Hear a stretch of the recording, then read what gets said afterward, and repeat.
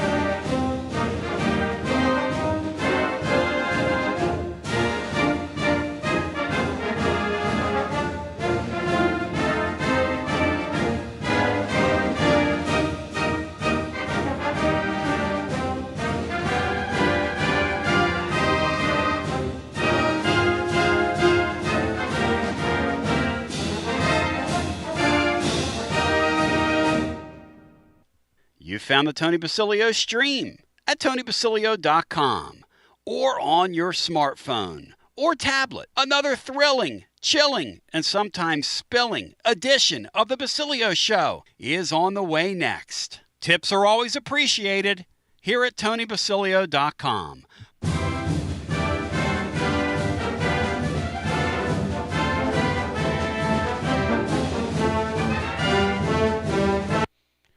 You're listening to FM 105.7 and AM 1340, WKGN Knoxville, and W289CU Knoxville, Fan Run Radio. Fired up, focused, and prepared on our first day here on Fan Run Radio. Tony Basilio along with you. We are stacked, packed, and jacked. We'll hear Josh Heupel's press conference coming up in our second hour. In the meantime, 2 hours of power for you on this holiday. Tony Basilio along with you. I got also in the house Brian Hartman and Bino Jeff Henderson. And I got to tell you something. We are fired up. I was talking to the guys here in our pre-production meeting before we got started. And the truth is, this is an incredible time of the year. And the truth is, this was a terrific college football weekend. I mean, absolutely unbelievable, so next level, and we're fired up to be with you today. Our maiden voyage here on Fan Run Radio. Shout out to Ryan Brown and the cast and crew there who have rolled out the red carpet for us. And we're stacked and packed and jacked today with you. Gentlemen, that was one great football weekend. I come to you with a sense of real appreciation today. Here's what I appreciate. I appreciate, and Orange Throat wrote about it today on our tclub.team over there on our blog. It took a hell of a lot of work for Tennessee to look the way they did. I mean, they looked coached, well coached. They looked extremely, extremely good. And I respect that. I respect the amount of work it took to do what they did. I respect how much Joey Aguilar obviously appreciates the opportunity that he's gotten here. And I think it's great. I thought for an opener, again, Syracuse is a perfect team to open your season with because they're not very good. And they leave you a little wiggle room there. But even at that, Tennessee looked very good from the beginning of that game offensively. Bino, Jeff Henderson, I'll jump you in here. You and Bri, I want you to go first, then Bri. And Bino, happy Labor Day to you, my friend. We labor on Labor Day because it's a labor of love. Because truthfully, we're sickos for this stuff, and I love it. Tony, happy Labor Day to you, Brian, and all the listeners. Start a new, brand new chapter of the Basilio Radio saga today, and I'll try not to screw this one up, Tony. We we talked Friday about the unknown nature of openers. And with all the new and unproven pieces on the offensive side of the ball, this one was more mystery than most. We said we had no idea what to expect.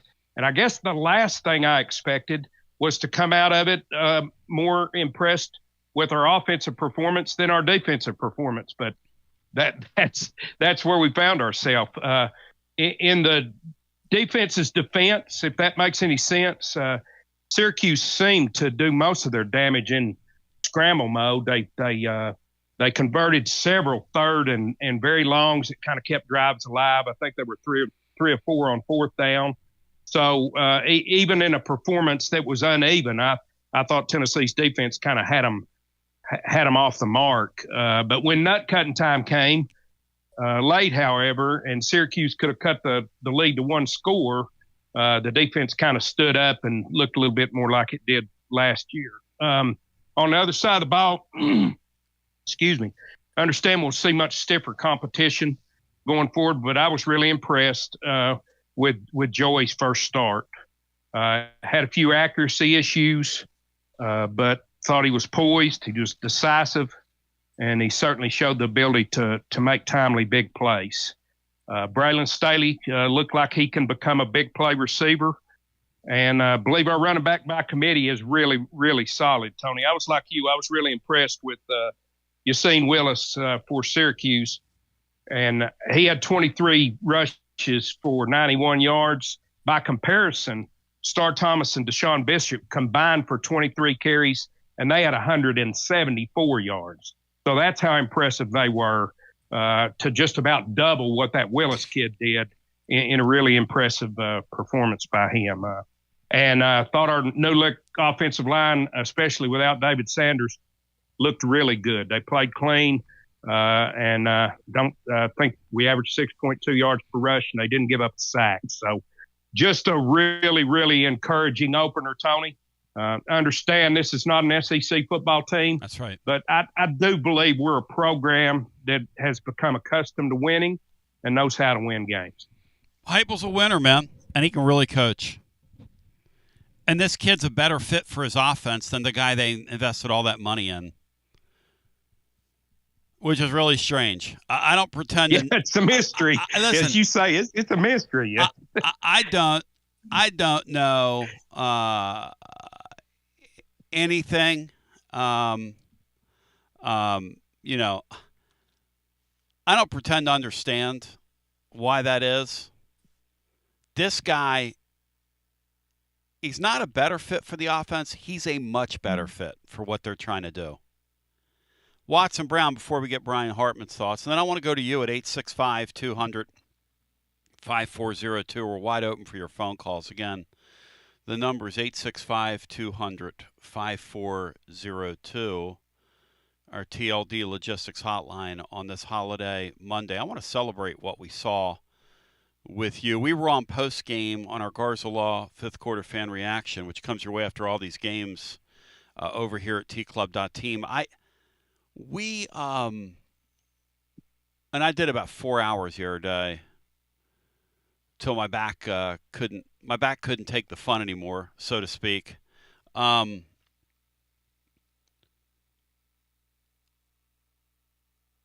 just appreciate so much how you can be on your campus for 100 days and look like that.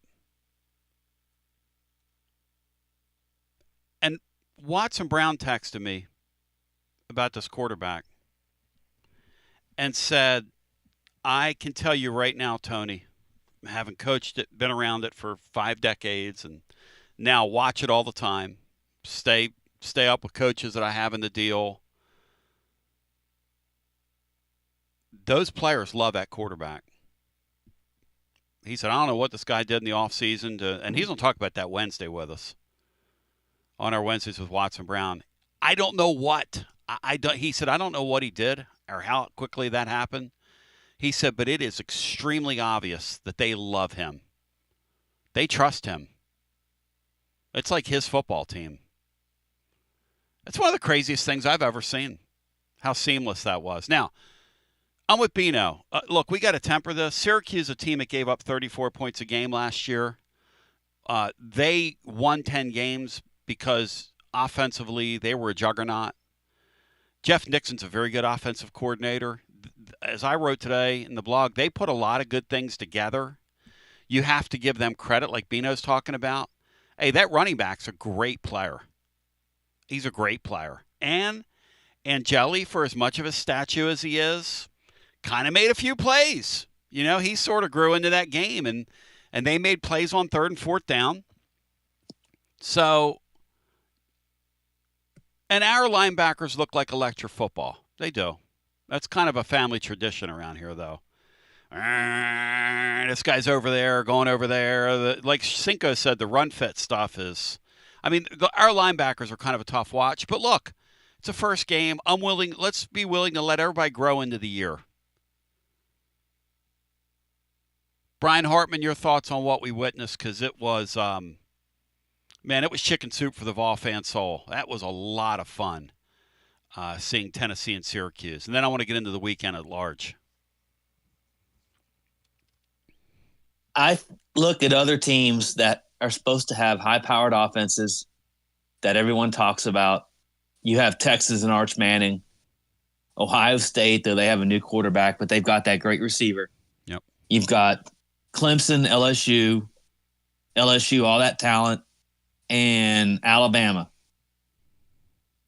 None of those teams put up more than 20 points on Saturday. Granted, maybe they're playing better defenses, but Tennessee's offense, to me, from everybody I got to see, I think they look like they probably had a better offensive output than 80 to 90% of teams out there, all 130 FBS teams. And Joey Aguilar looked like a draftable quarterback. Came from, nobody knew about him. Somehow he's not recruited by anybody. Nobody was beating down his door after 2 years at Appalachian State. And UCLA's coaches have to feel like they fell for some kind of bad Ponzi scheme by throwing good money after bad. That's what they got to feel like today. As for the defense, I just want to see the defense get key stops when they have a chance and make stops that matter. And I think they did enough of that to make sure that game was never in doubt. Totally agree. The only time in that game when it became sort of in doubt is when we all fell asleep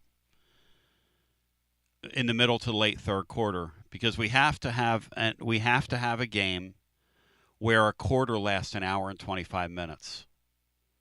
But, you and I are Major League Baseball fans. They save their sport. Now, I don't like the DH in both leagues, but the time rules that they put into their sport, I believe, save their game and will help their game grow in the future. Even though I'm a traditionalist to the core, college football has got to. What they did in the offseason is not going to work. These coaches don't give a damn about your pace of play. Now, they are going to give a damn when the TV networks, Brian, go to them and say, I'm going to give you half the money that we're giving you because this is a horrible TV product. Look, I know a lot of Tennessee fans were upset because ESPN jumped off that game. What do you want them to do? What do you want them to do? Sit there for 5 hours? Players kept getting hurt every other play, allegedly. Of course. That's why it lasted so damn long. The new rule, guys, they thought was going to fix this thing was that if you lay down after you spot a football, it's a penalty on you. So what are these teams doing? They're watching that linesman on the side there spot the ball, and they're getting on the ground before he spots the ball. It's all a big game. John Adams had a great point. You know what these coaches care about? Because if you've ever been around one of these football coaches, most of them, when the check comes and you're over at Calhoun's and you're with any of these football coaches, they have alligator arms. Look like Kevin Willis. They're not grabbing that check, okay? They're up here. They got their palms pinned to the top of their shoulders, and they're frozen in time. Hey, listen. You want to get their attention? What you do is you find them. You lay on the field, it's $20,000. One of your guys does it. And you make it you make it painful. All that stuff will stop. Because what Syracuse did, and we did it too. We had a couple guys lay on the ground. What they're doing is within the rules. You know, it's like an old wise man once told me. You know, you take a human being and you tell them you can go right to this line. They're going to go right to that line. You take a dog and tie a dog up on a chain. He's going to wear that chain right where that you can see exactly how long that chain is. When we were kids and we would walk into somebody's backyard and somebody had a dog chained up, you could tell exactly how long that chain is because it's burnt out. But, you know, these guys are not going to behave. They're not going to police themselves. They don't care about. Fran Brown could have cared less that game went 4 hours and 20 minutes the other day. But that was a sham of a mockery in that third quarter, and they almost got back in the game because they lulled us to sleep. It took so long to play the game. Yeah, I don't care who you are or where the ball is or whether it's been spotted or not, Tony. That feigning goat act, that should be penalized. I don't care if the ball's been spotted or not. They had one play where apparently one guy thought he was supposed to fall down and then realized he wasn't, and the guy next to him fell down. And look, I think it's really cute that Tennessee has a lay-down lineman, just like Golish had a lay-down lineman the other day. You know, you score quick. In Golish's case, they had a fake punt that went for a touchdown, and they had a guy lay down. In our case, we had the deep ball, and a guy lays down. If you go back and watch that play after we scored a touchdown, there's a back judge who's smiling when he's walking by our injured guy. Go back and watch it. Guy's walking by our player and he's smiling.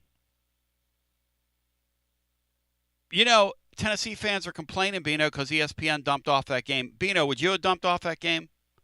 It's a blowout. It's one side, and it's never going to end. And I got to get to Florida State, Alabama. What do you say, Bino? Well, if it were us waiting for our game and there was a blowout in front, we'd want them to swap it. Thank you. Get that game off the television. Thank you. It's no longer. Well, I mean, what's the point? You got Syracuse over there laying down. You got nobody policing it. You got the game literally lasting forever.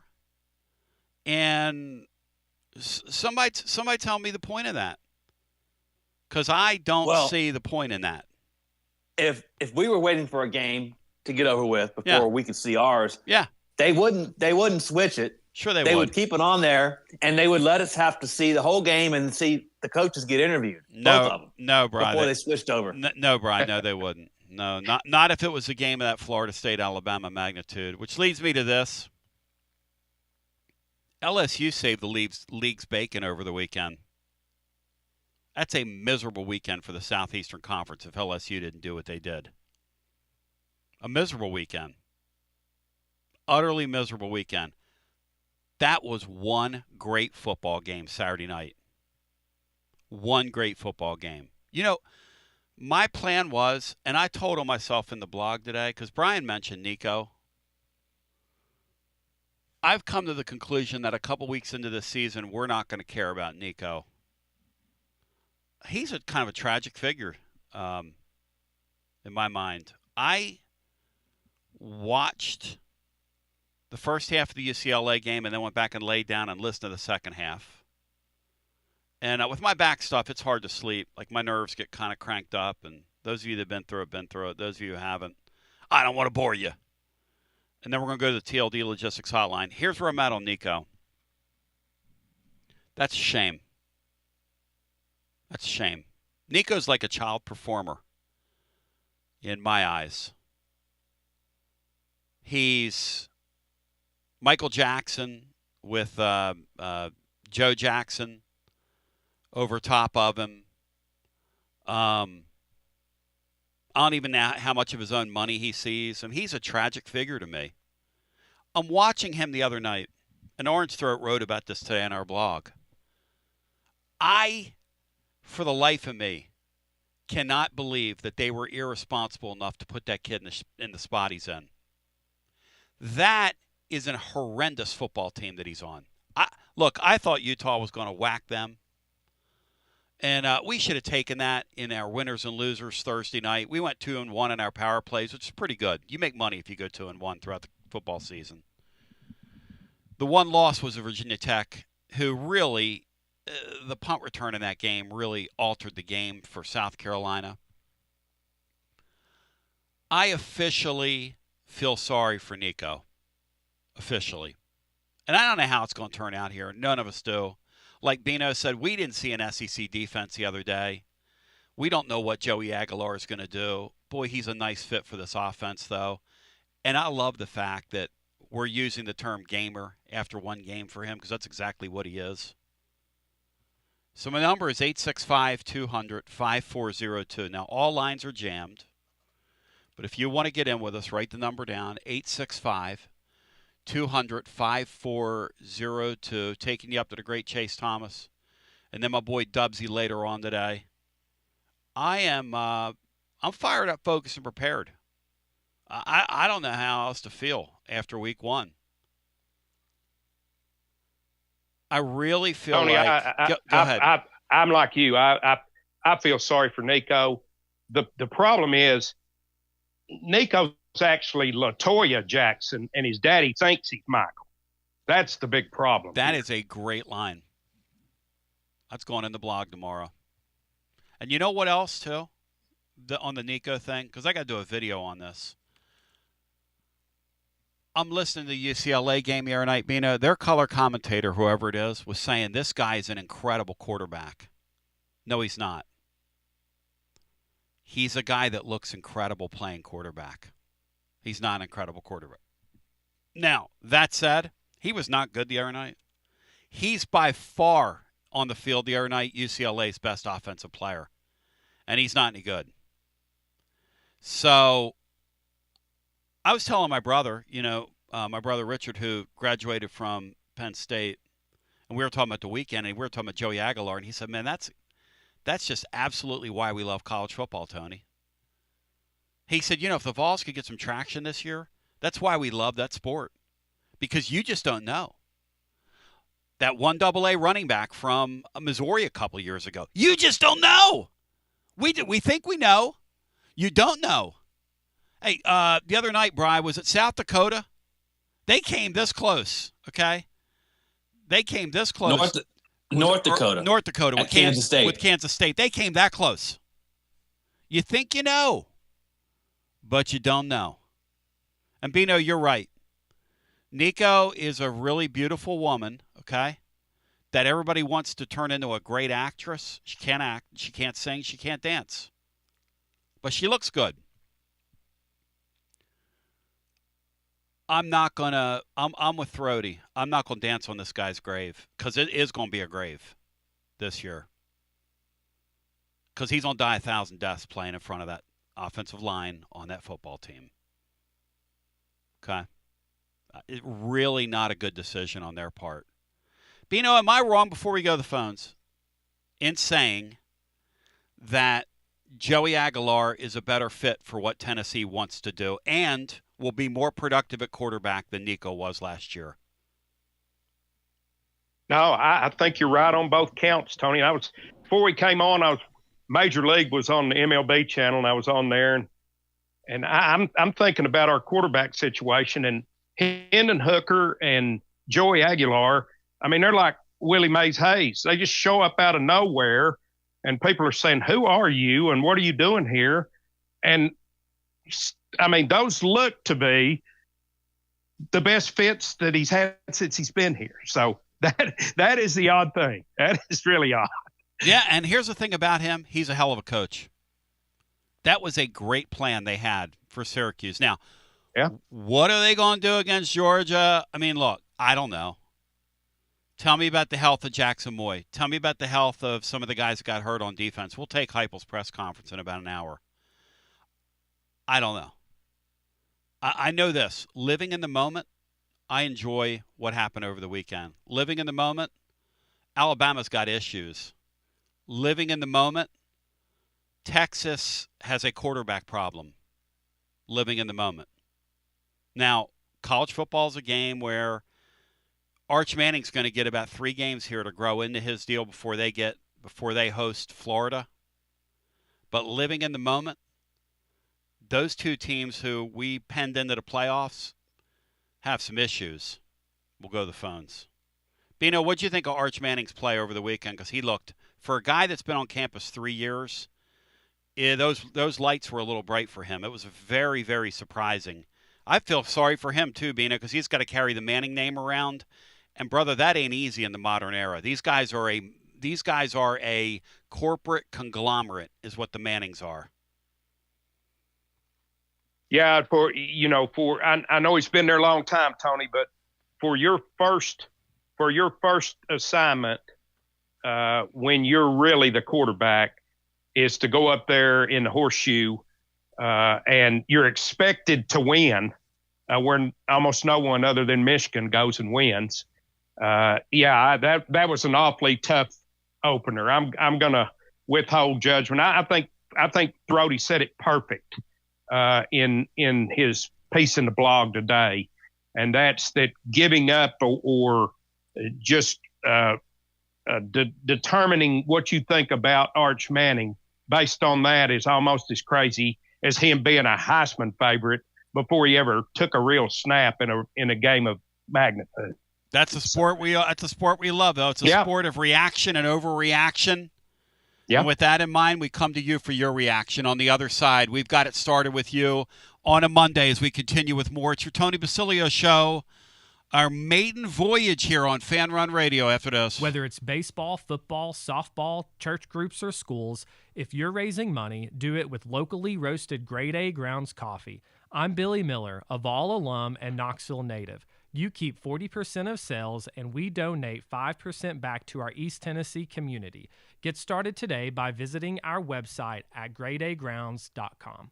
When it's time for your next move, you want to get your precious belongings from point A to point B with your peace of mind intact. That's why you need to call my friends at Gufon Moving and Storage, East Tennessee's moving legend. Gufon Moving and Storage has been helping East Tennesseans move since 1887. That's 138 years, 5 generations. That's even longer than the Dooley, Jones, and Pruitt era combined. Gufon Moving and Storage are pro movers, serving Knoxville, surrounding areas, and interstate moves too, both residential and commercial. And we'll provide you with personalized service that other corporate movers simply cannot. We know how to move all types of items. We pay careful attention to our clients' valuables. Your satisfaction as a customer is our absolute priority. As the oldest continually owned and operated family moving business in the United States, when it's time for your next move, it's Gufon Moving and Storage. And storage, it's secure and vaulted. Our newest offering of commercial storage logistics, we offer receiving, storage, and delivery services for all your business logistic needs. See more at Gufon.com. That's Gufon.com. Or check out the link at tclub.team. When it's time for your next move, East Tennessee's moving legend, Gufon Moving and Storage.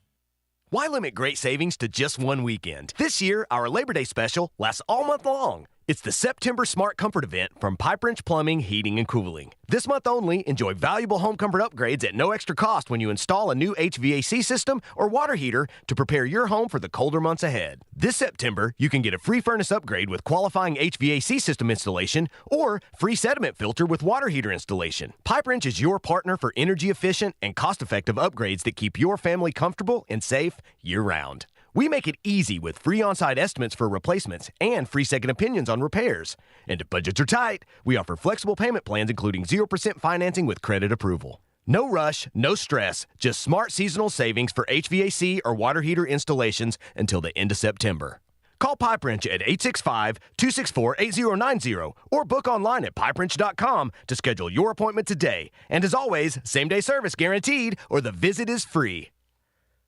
Life never stops moving, and between the 30-minute commutes, daycare pickups, weekly soccer practice, Tuesday night yoga, X number of coffee runs, and that weekend trip to Grandma's, you're racking up the miles. What you need is a tire that can keep up, a tire designed for doers, a tire that's going to last, like the exceptionally long-lasting Michelin Defender tire. With an 80,000-mile warranty and the safety and comfort you expect, you can forget all about the miles ahead and focus on getting to your destination or conquering your to-do list. Fleet Tire, I-275 exit 1B at East Woodland Avenue in Knoxville. That's Fleet Tire, I-275 exit 1B at East Woodland Avenue in Knoxville. Fleet Tire. Out-of-town law firms have been swarming into East Tennessee lately. From Memphis, Chattanooga, and Birmingham, they've stormed into the area. Wouldn't you rather do business with a local firm? You know, a true neighbor. Marcos Garza and the pros at the Garza Law Firm are just that. There are neighbors and friends that support local causes year-round. The Garza Law Firm works to serve you professionally on criminal matters, injuries and accident matters, and Social Security and disability filings. The Garza Law Firm is here for you at garzalaw.com. The Garza Law Firm. Let us help. A lime is not always just a lime. You see, some limes are lucky. For when a lime joins the salted rim of a crisp, refreshing Tres Dos Equis, that lime is no longer a mere lime, but a wedge of renowned Mexican limón. Muchas gracias, limón. And also, de nada. Enjoy Dos Equis responsibly. Copyright 2024 Dos Equis, imported by Cervezas Mexicanas, White Plains, New York. Hey there, Basilio family. Jennifer Morris here with Keller Williams Realty. The countdown to fall football is on. Is your fall plan missing the perfect home to watch the Vols make another playoff run? If a new view is on your game day checklist, I'm ready to help you find it. Don't wait until kickoff. Give me a call today at 865-694-5904 or visit my website at nextmovesmokymountains.com. That's nextmovesmokymountains.com, and go Vols. Josh Collins at Collins Insurance Agency. At Collins Insurance, we strive to ensure our customers receive better coverage along with bigger savings. Our community is important to us. We want to provide exceptional service to our customers. Anybody can provide great rates, great coverage, but can you also get great service? And hey, don't just take my word for it. What's up, everybody? Zakai Ziegler here. My family turns to Collins Insurance Agency for the best service, coverage, and price. So don't just go online and get some random insurance. Experience the Collins Insurance difference. Like he said, experience the Collins Insurance difference. CollinsInsuranceTN.com. CollinsInsuranceTN.com. And hey, their Mama ZZ approved. CollinsInsuranceTN.com. Thank you to Josh Collins and ZZ. One more thing, Tony. Go Vols! Preparing food for a big gathering can really take it out of you. That's why you need to call Calhoun's and check out their selection of party platters. Whether you're hosting a party for the big game, a reunion, or just an everyday gathering, a Calhoun's party platter is next level. Choose from Calhoun's always excellent chicken tenders, fly with Calhoun's wings, or boneless wings with a variety of dipping sauces, award-winning next-level melt-in-your-mouth barbecue ribs, or delicious spinach artichoke dip, or get one of each. Plus, if you're doing burgers or sandwiches, Calhoun's has lots of side dishes like spinach Maria, baked cinnamon apples, Smoky Mountain baked beans, or creamy coleslaw. Available in pints, quarts, and gallons. And to finish things off, pick up one of Calhoun's great desserts to go, including homemade cheesecake or key lime pie. Calhoun's, simply your go-to party headquarters. With 9 locations all over East Tennessee, you can order online and just pick it up. Calhoun's, one of the Copper Cellar family of restaurants, along with Chesapeake's, Copper Cellar, Corner 16, Cherokee Grill, and Smoky Mountain Brewery. Eat local, eat good. Inward Half is committed to the game and the memorable moments that happen in between. From the tee box to the tailgate, from the green to the big game. For the first birdie with Dad, the first big win with Mom. Friday night lights, Saturday superstitions, Sunday traditions. Fall into the comfort and unparalleled performance of Inward Half. This fall, enjoy the walk-in. Are you tired of hiding your smile because of crooked teeth? At Knoxville Smiles, we've got the perfect solution. Invisalign. No metal, no wires, just clear, comfortable aligners that straighten your teeth without anyone noticing. Eat what you want, smile with confidence, and see results in as little as 6 months. Call us today for more information about Invisalign, 865-539-1776. Or just visit us online at KnoxvilleSmiles.com. Smile brighter with Knoxville Smiles. It's always magnificent. Mondays on the Basilio Show, presented by our friends at Fleet Tire. I-275 exit 1B at East Woodland Avenue in Knoxville. Fleet Tire, I-275 exit 1B at East Woodland Avenue in Knoxville. And now, back to B. All right, the phones are ringing off the hook. As Jeremy Pruitt once said, 865-200-5402. What's going on at Alabama, ain't I? So we go to the phones. You talk about some people down there that are having some Saban withdrawal. Let's get our next call in. Hello and welcome. You are live on our Monday edition, Maiden Voyage. Hey, Tony, Rob, and Dallas. Hey, Rob, welcome in. Hey, thanks, bud. Hey, can I say I told you so? Was it too early for that concerning Joey Aguilar? Sure, man. You had the you had the intel on him, right, from somebody on a staff?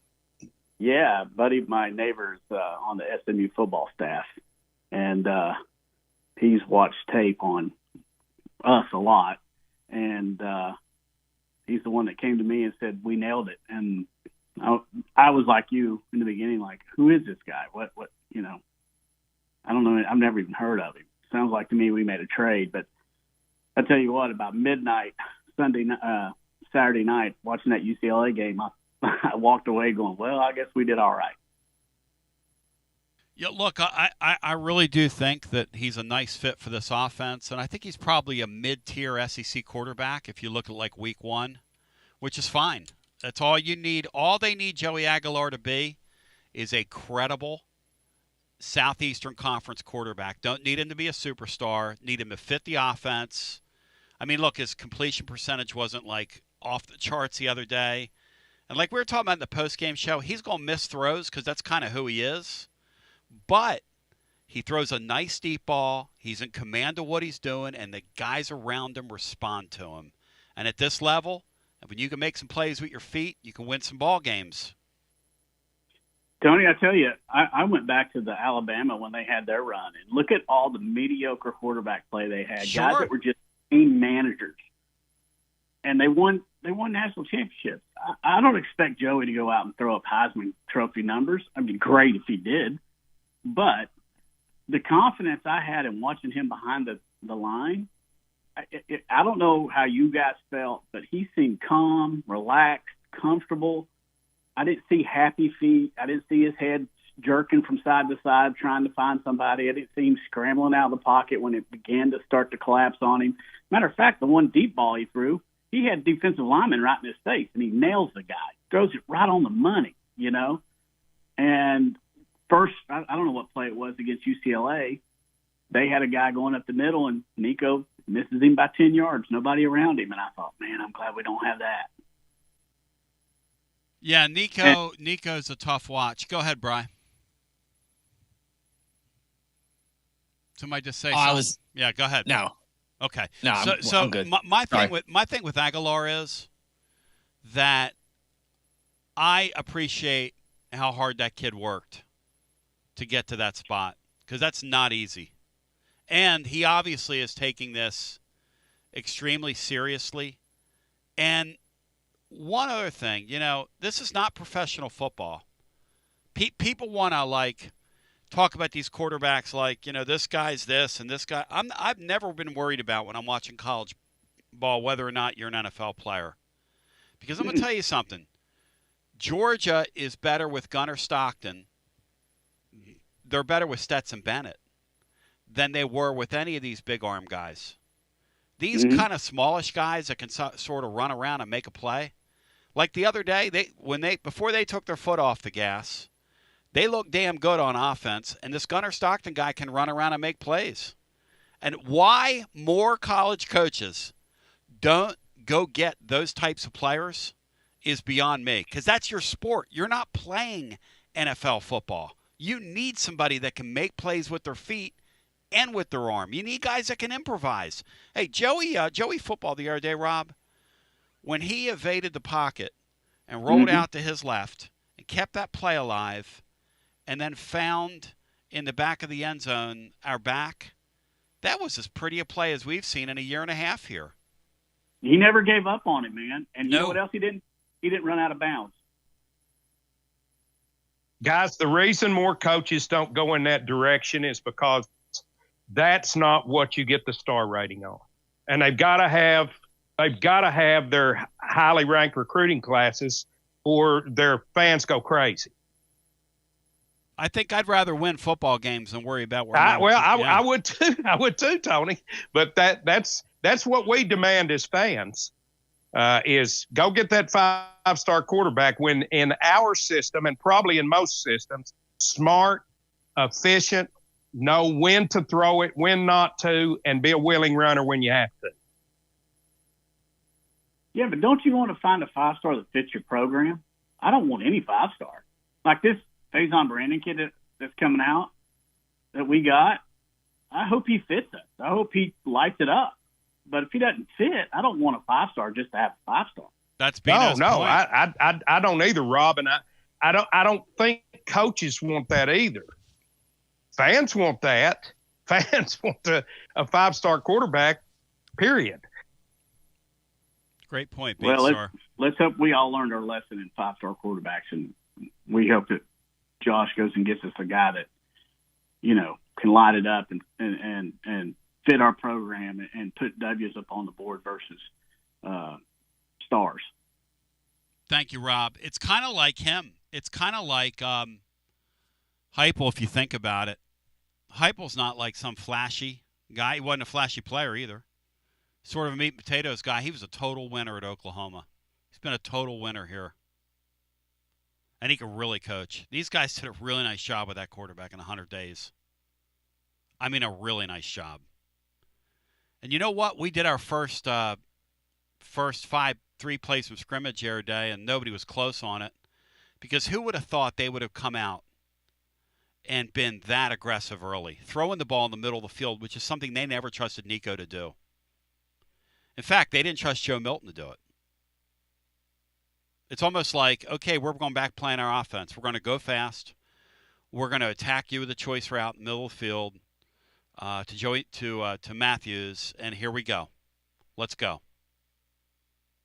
Utterly amazing. Back to the phones we go.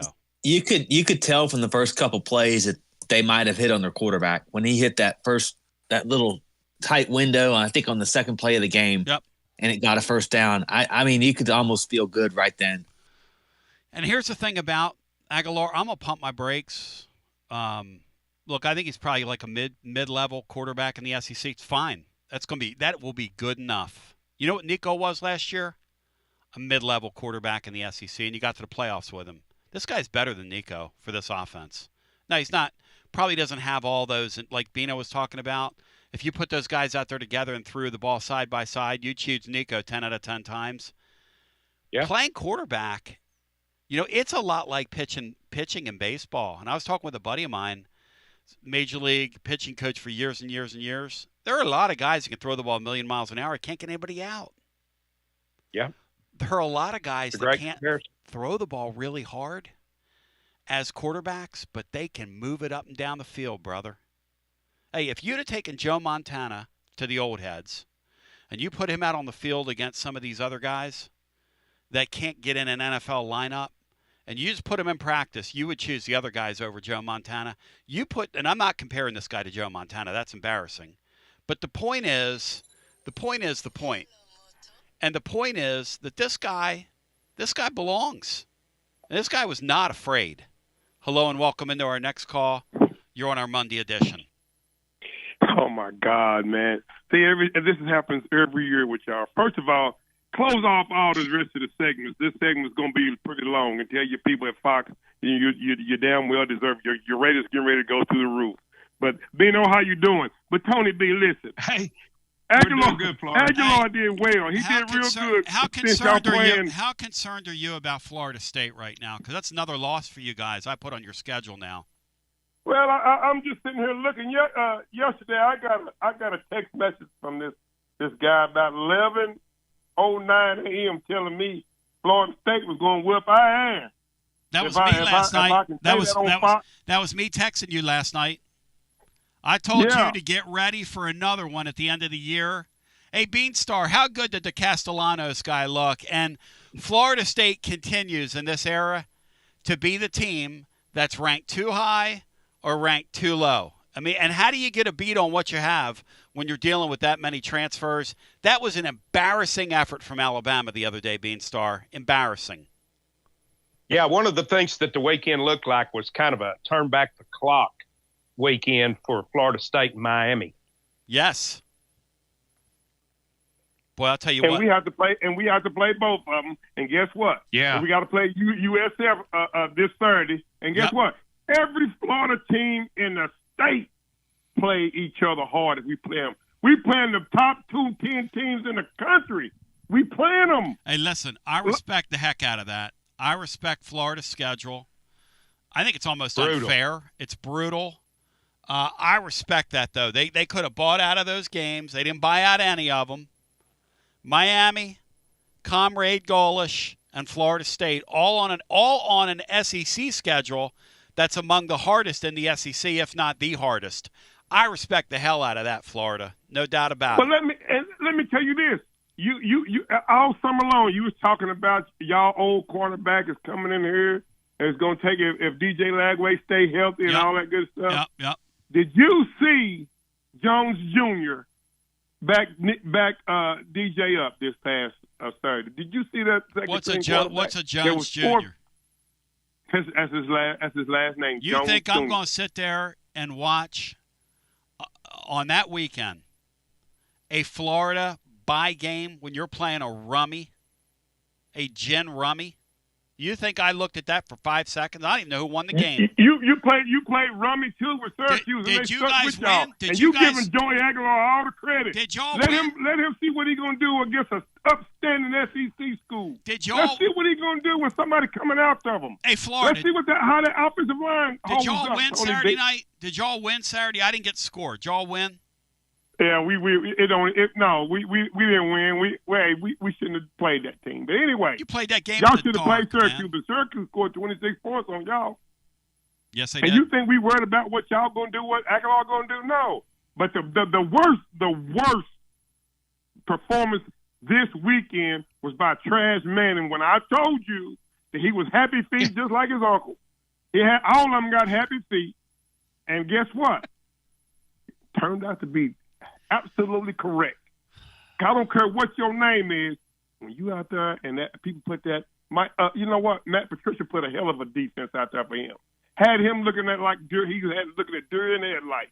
But guess what? I told y'all, you gonna start listening to me. You gonna start listening to me when I tell you something. We're gonna whoop y'all ass. Gonna whoop Miami's ass. We're gonna whoop Florida State's ass, and we're gonna use USF ass this week. So starting this week. So Tony B, let it ride.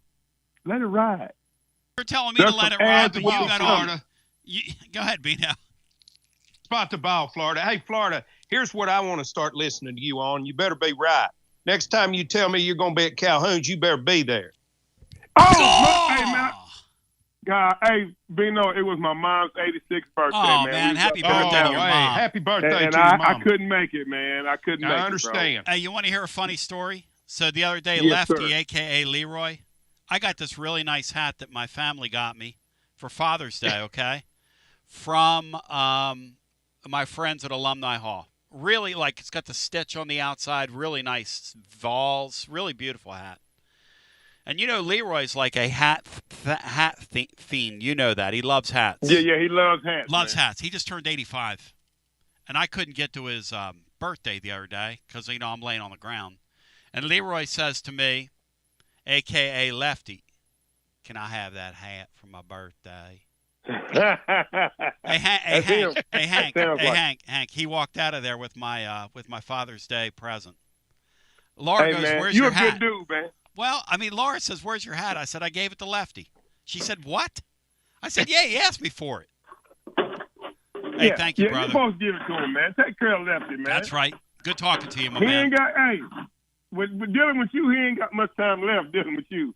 Because you're going to send him to an early one, buddy, because you be on him, bro. Hey, kind of like your Florida Gators. You ain't got much time left. See you, sheep. 865-200-5402. If you want to get on with us on the TLD Logistics Hotline, do that. And he is a Florida sheep from the word go. And their schedule is patently unfair and brutal. Look, I hate that Florida bunch with every fiber of my being. No offense to them. I find their fans white trash and off-putting. No offense to them. And I have to respect that schedule. And I have to wonder what's going to be left of their football team come November. Because it is a brutal sport. Look, this South Florida team they're going to play on Saturday this weekend. One of the better games of the weekend, by the way. It's a horrendous slate in college football. I'm not going to lie to you. It's a horrendous slate. Awful. But South Florida's going to get physical with them. Let's get physical. Michael Scott. Hello and welcome into our next call. You're on the air. Hey, Tone. Yo. It's Dave. So first I'm going to hit you with some kudos to you playing injured with the back injury. And let's let this sink in, Tone. Yep. So you're a golf family, right? Your son, big golfer, right? Yeah, my wife's best golfer in the house, but yes. So let this sink in and with you going through this injury. So Tiger Woods in 2019 won his fifth Masters after having 4 back fusion surgeries. Now, after you've had this little back injury, let that sink in. Could you even play golf with a back injury that you've had right now? Hell no. But I'll say this for Tiger Woods. He had some incredibly great vitamins that I would love to get my hands on. But you're right. You're right. The thing is, though, that just shows that dude right there, he's made of different stuff. Mind he's over like matter, Michael, bro. Kobe. Mind over matter. You got it.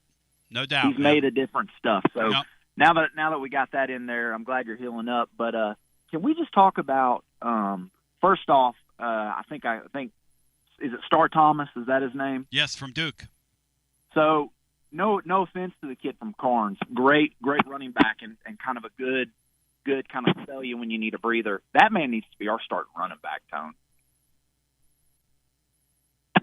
It's Star Thomas. What do you make, Bino? I like all 3 of them. I think all 3 of them bring a little something different to the table.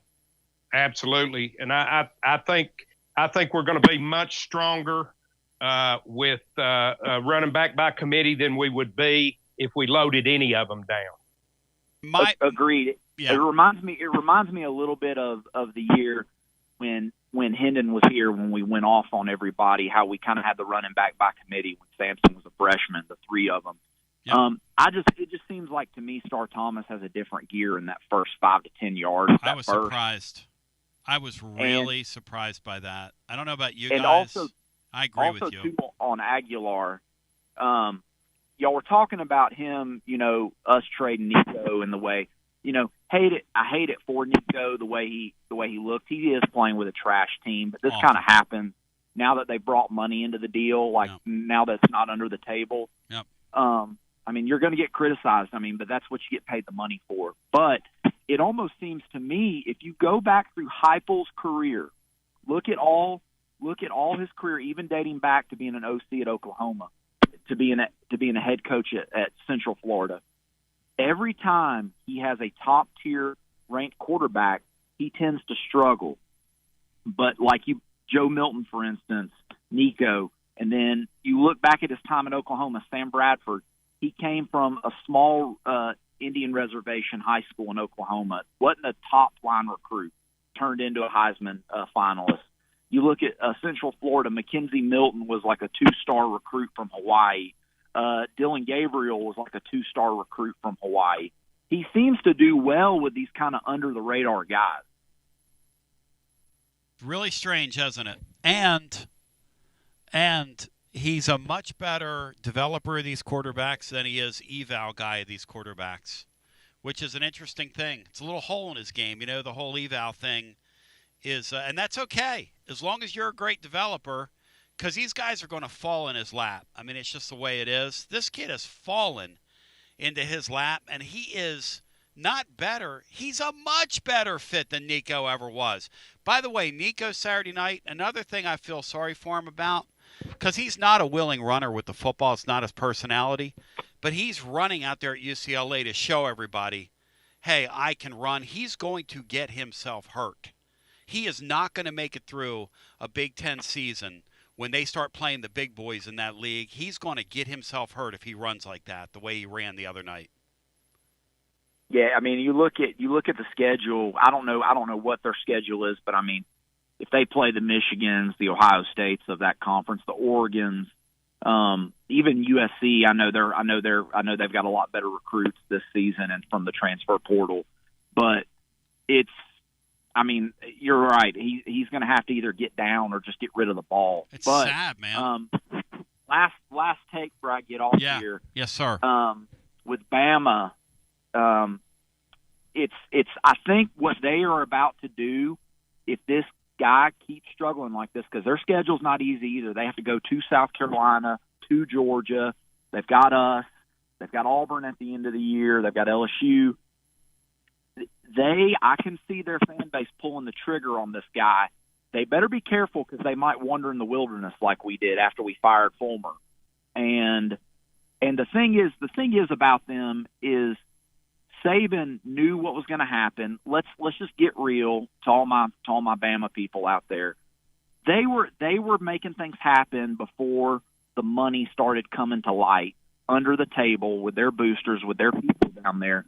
And that's why they could have the Jake Cokers, the Greg McElroys at quarterback, because they had an NFL roster sitting on the 2 and 3 deep. Yep. Because they were hoarding all the talent. And now that this has come out that you can pay for players, it's leveled the playing field for everybody. But Tone, I'll listen. You're the best. I appreciate you. Love, thanks, man. 865-200-5402. I have a question here. Yes, sir. Do you think an SEC school would try to hire Clark Lee away from Vandy? No, but I think that Alabama fans will demand they go after Lane Kiffin, if that's what they're going to do. They already are. And I think Lane Kiffin will be extremely dangerous at Alabama if he gets that job. I don't think we want that.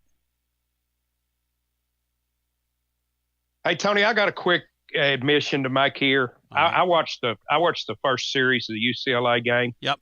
And I know everyone does this, so it's patently unfair me to watch Nico do it, but it grates on me. And the way he claps and looks at the sideline and claps and looks at the sideline, I know everyone does it, but for some reason, I watched Nico do it the other night, and I thought, thank heavens I don't have to watch that all year again this year. He is an utterly shrinking violet at quarterback. It's remarkable, and I'm not gonna hate watch him because he turned into a tragic figure to me over the weekend while I was watching that. Throaty said it best today on our blog at tclub.team. Check it out. I'm not gonna dance on that dude's grave because that's what's coming for him. Bad move. He'll be at a different school next year. That's what's going to happen. And he'll be well on his way to being a DJ Ungalengle of his year. I'm not going to dance on that dude's grave. It's a Labor Day. We labor with you. No doubt doing some TLD Logistics Overdrive overtime later on. In hour 2, we'll hear from Josh Heupel. Will he give us an update on Jackson Moy? There's concern about him. He's probably the guy with the most concern coming out of the weekend. He's a really key player for this team when you start talking about the Georgias of the world and the real football games. As we continue with more on the other side, hour 2 after this. Hey, Tony B listeners. I'm Billy from Grade A Grounds, a UT grad bringing Knoxville a better way to raise money. We roast premium coffee fully branded for your team or cause. You keep 40% of sales, and we donate 5% to local needs. Let's win on and off the field. Visit gradeagrounds.com to start your winning fundraiser today. Score a TD every time with T3 Vodka. T3 is Tennessee's premium vodka, handcrafted with passion, precision, and a whole lot of pride. T3 Vodka is taking the Volunteer State by storm. T3 Vodka, handcrafted in the majesty of the foothills of the Great Smoky Mountains, where quality isn't just a promise, it's a way of life. Filtered 10 times and 80 proof, T3 Vodka delivers a smoothness that's unmatched. This dedication to excellence has already earned T3 Vodka prestigious accolades. T3 is a 5-time gold medal winning vodka and the 2025 SIPS Consumer Choice Award medal winner. Whether you're sipping it neat or on the rocks or mixing up your favorite cocktail, T3 Vodka is your choice for a premium, award-winning experience. Score a T3 TD and ask for T3 Vodka by name at restaurants and wine and liquor stores today. Drink it neat, drink it right, drink T3 Vodka and score a touchdown every time. T3, Tennessee's premium vodka. Distributed by Athens Distributing Company. Please drink responsibly. Basilio here. No one does it like Alumni Hall. I'm here to tell you, living Vol fan, only one place that's the best place to shop for Tennessee gear, and that's Alumni Hall. The best and largest selection of Tennessee apparel for the whole family. Top brands like Nike and Champion, Columbia, Peter Millar. Load up on hats, accessories, Yeti, all your tailgating necessities. Download the Alumni Hall app, click account, and it'll tell you how much Hall cash you've earned. You earn $10 in rewards for every $150 you spend. Alumni Hall, with physical locations in Murfreesboro, Bristol, and 3 locations in Knoxville, now open in Johnson City. Pop into Alumni Hall and get ready and tell them Tony B sent you. Hi, I'm Jim Simpson, owner of Simpson Meats. When's the last time you grilled a really good burger or steak? One your friends still talk about. Our goal at Simpson Meats is to make that happen every time you have a cookout. All of our cuts of meats, steaks, burgers, briskets, and pork are always fresh, flavorful, and sustainably sourced. We are family owned, so we know the importance of knowing how and where your food is raised. We have been putting quality first since 1888. Visit our butcher shop off Lovell Road or online at simpsonmeats.com. Okay, so we really need uniforms and equipment for this season. Can I trust you with that? Cool, I'll just order them online. What? Yeah, I'm gonna hop online and I'm gonna get them ordered. Hold up, that's not a good idea. We shouldn't just spend money on some random online retailer, okay? I mean, it seems pretty convenient. Trust me, it's a terrible idea. Let me simplify this for you. SM Athletics. Okay, how do you pronounce it? SM Athletics? They're the go-to for uniforms and equipment, whether it's for universities, high schools, youth leagues, you name it. So why wouldn't you rather go with professionals who can guide us through the process, design the perfect uniforms, and deliver the best equipment? Yeah, I guess that makes sense. What's the name again? SM Athletics. Right. It's definitely smarter to go with a company that emphasizes customer service, fair pricing, and, of course, excellent products. Exactly. So, yeah, I guess it's settled then. For uniforms and equipment for all sports, it's SM Athletics. Yeah, it's another day, but what kind of day is it really? A day of doom scrolling? Laundry day? Nah, it's a White Claw day. Light and refreshing tasting, uniquely cold way filtered. There's an iconic flavor for everyone. So grab a pack, grab your friends. Make the most of each day with those who matter most. When you're together with White Claw, every day is a once-in-a-lifetime experience. You just gotta grab it. White Claw. Grab life by the claw. Please drink responsibly. Hard seltzer with flavors. White Claw Seltzer Works, Chicago, Illinois. Got a problem tree looming over your home? Call ECR Total Landscapes. Whether it's trimming, removal, or storm cleanup, our certified pros get the job done safely and efficiently. We're licensed, insured, and ready 24/7 for emergency calls. Big or small, we cut them all. ECR Total Landscapes. Call now for a free estimate, 865-384-2012, and mention promo code FANRUN for free stump grinding on any tree removal now through the end of the year. Also, visit us at ecrtotallandscapes.com.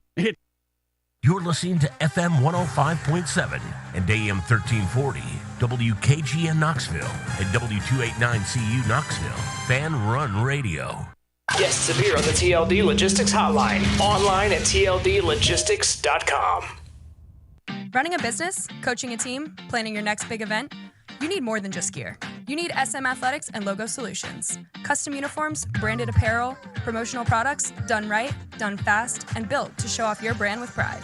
From local businesses to high schools to major universities, SM Athletics is trusted by winners. Get real service, get real quality, get noticed. SM Athletics and Logo Solutions, where your brand comes to life. Visit smathletics.com and let's build something great together. TB back with you, 865-200-5402. Fired up, folks, and prepared for you. All lines are jammed. We'll jump back to our phones. If you want to get in the hunt and in the mix with us and in the mix and in the hunt, and I want you in the hunt and in the mix, and I want me in the mix and in the hunt. Laura's looking at me like it'd be really nice, during the break if you didn't leave the studio, but I had to get up and walk around and stretch my back out on this Labor Day, so it's part of what they're doing. I'm trying to follow doctor's orders, and in the process, she's like, Tony, you got to get back in here, and I'm going, well, okay. You see, Bino, you can't win for losing when you're losing for winning. You know what I mean? Exactly. Thank you. That's what I thought. And in the meantime, we go back to our phones at 865-200-5402. Tomorrow on the show, we're going to do What We Learn. And I'm going to prepare a blog piece, What We Learn on the college football weekend, week one. Because I like overreacting to things. So I like saying things like LSU is the best team in the league. I don't believe that. But they put themselves in a real position of strength to make the playoff now with that win. And Texas puts themselves in a prone position. Alabama puts themselves in a prone position. What we were talking about Friday at Calhoun's on the River still rings true, which is this. When you play those games, especially in the case of Texas, and you go to Ohio State, you lose a close, hard-fought game, how much are they going to punish you if you go 10-2 at the end of the year?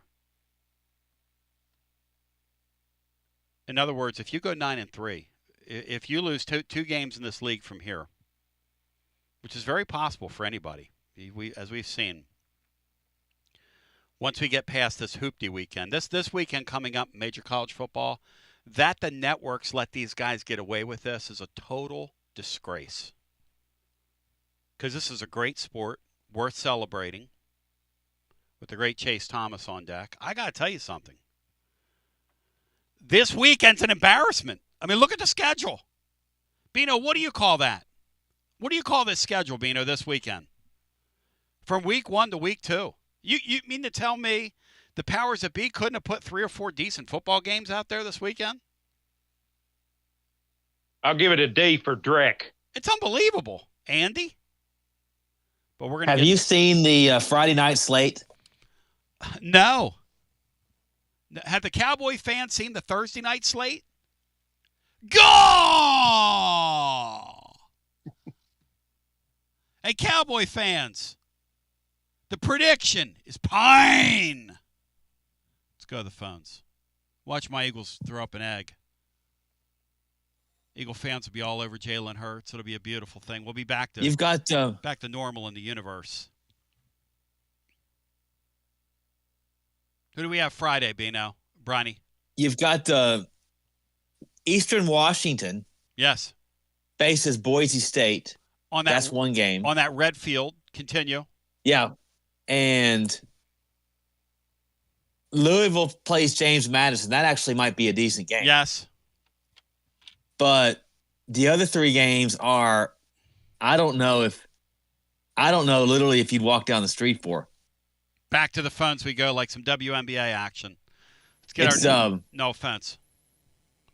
Let's get our next call in. Hello and welcome, W. Lynn. You're on the air. How my French compatriots doing today? I hear you breathing. What's up, W. Lynn? Welcome to the new station, Tony. That's me. It's a marriage made in heaven.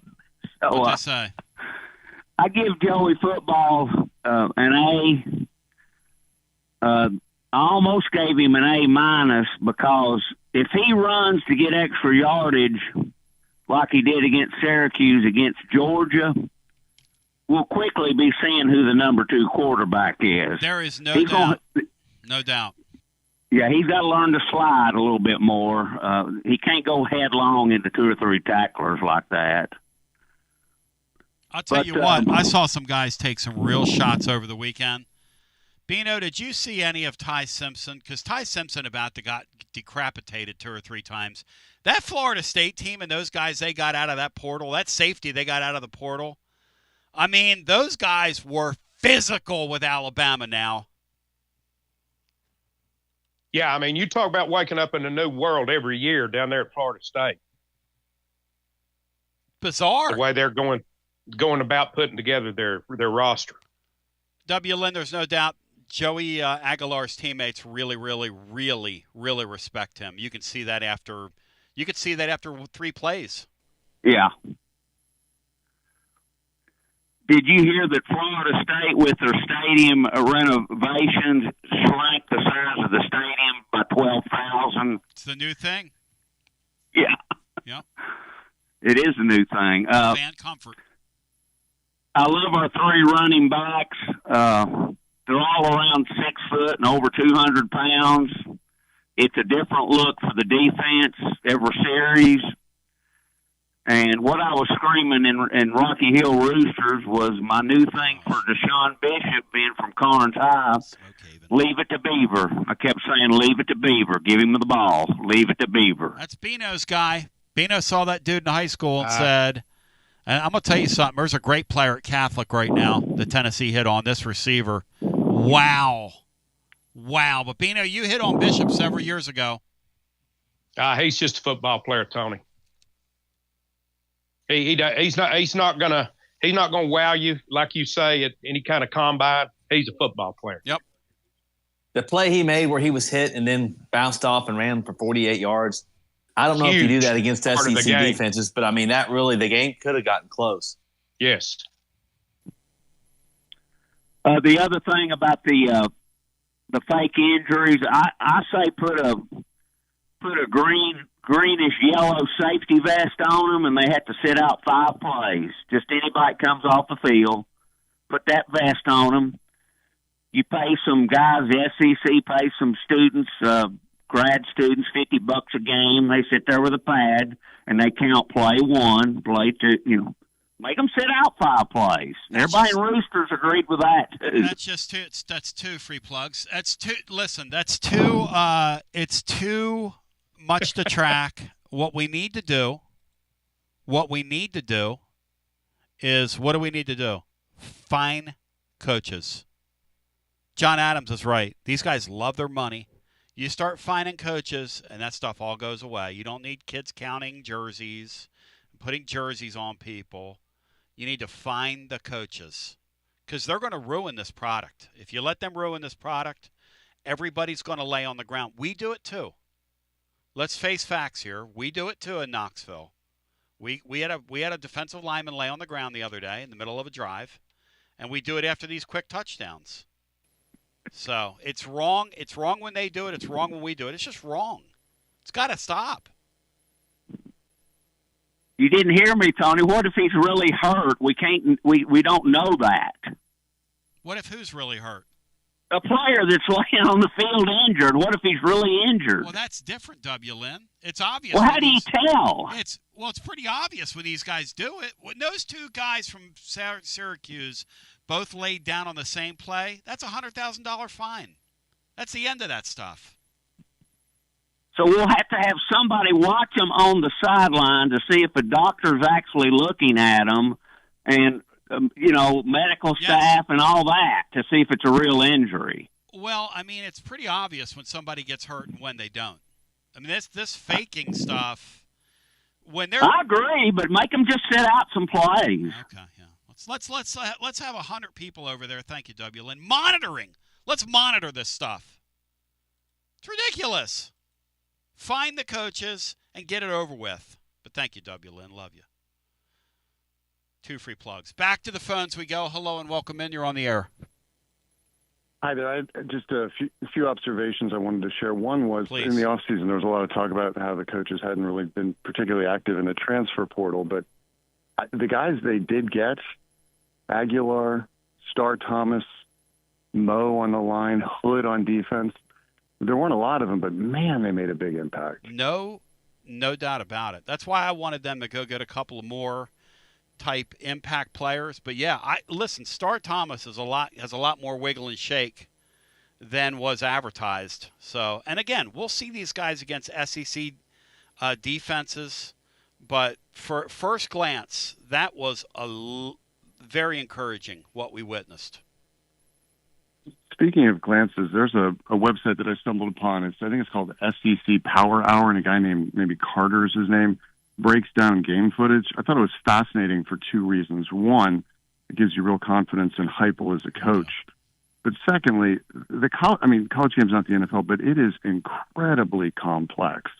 And you kind of alluded to this earlier, but you got to have a quarterback who can read defenses and plays and complexities in a split second. And I think when these kids are coming out of high school, it's so much about arm strength and size, but I'm not going to pump the brakes on Joey Aguilar. I think he's got the potential to have a great year for us. And I just wonder why, and that's, I guess my question for you in the panel is, why isn't that cerebral part of the game more talked about? I don't know, because it lends to, a lot of these teams choose to live in the portal, and a lot of these teams choose to live in the portal, and what they do is they go find veteran quarterbacks to sort of patch their holes, and it seems like that would be a pretty smart thing to do. Yeah. And then I guess my last question or observation for you all is, when you're paying players, it's still fairly wide open.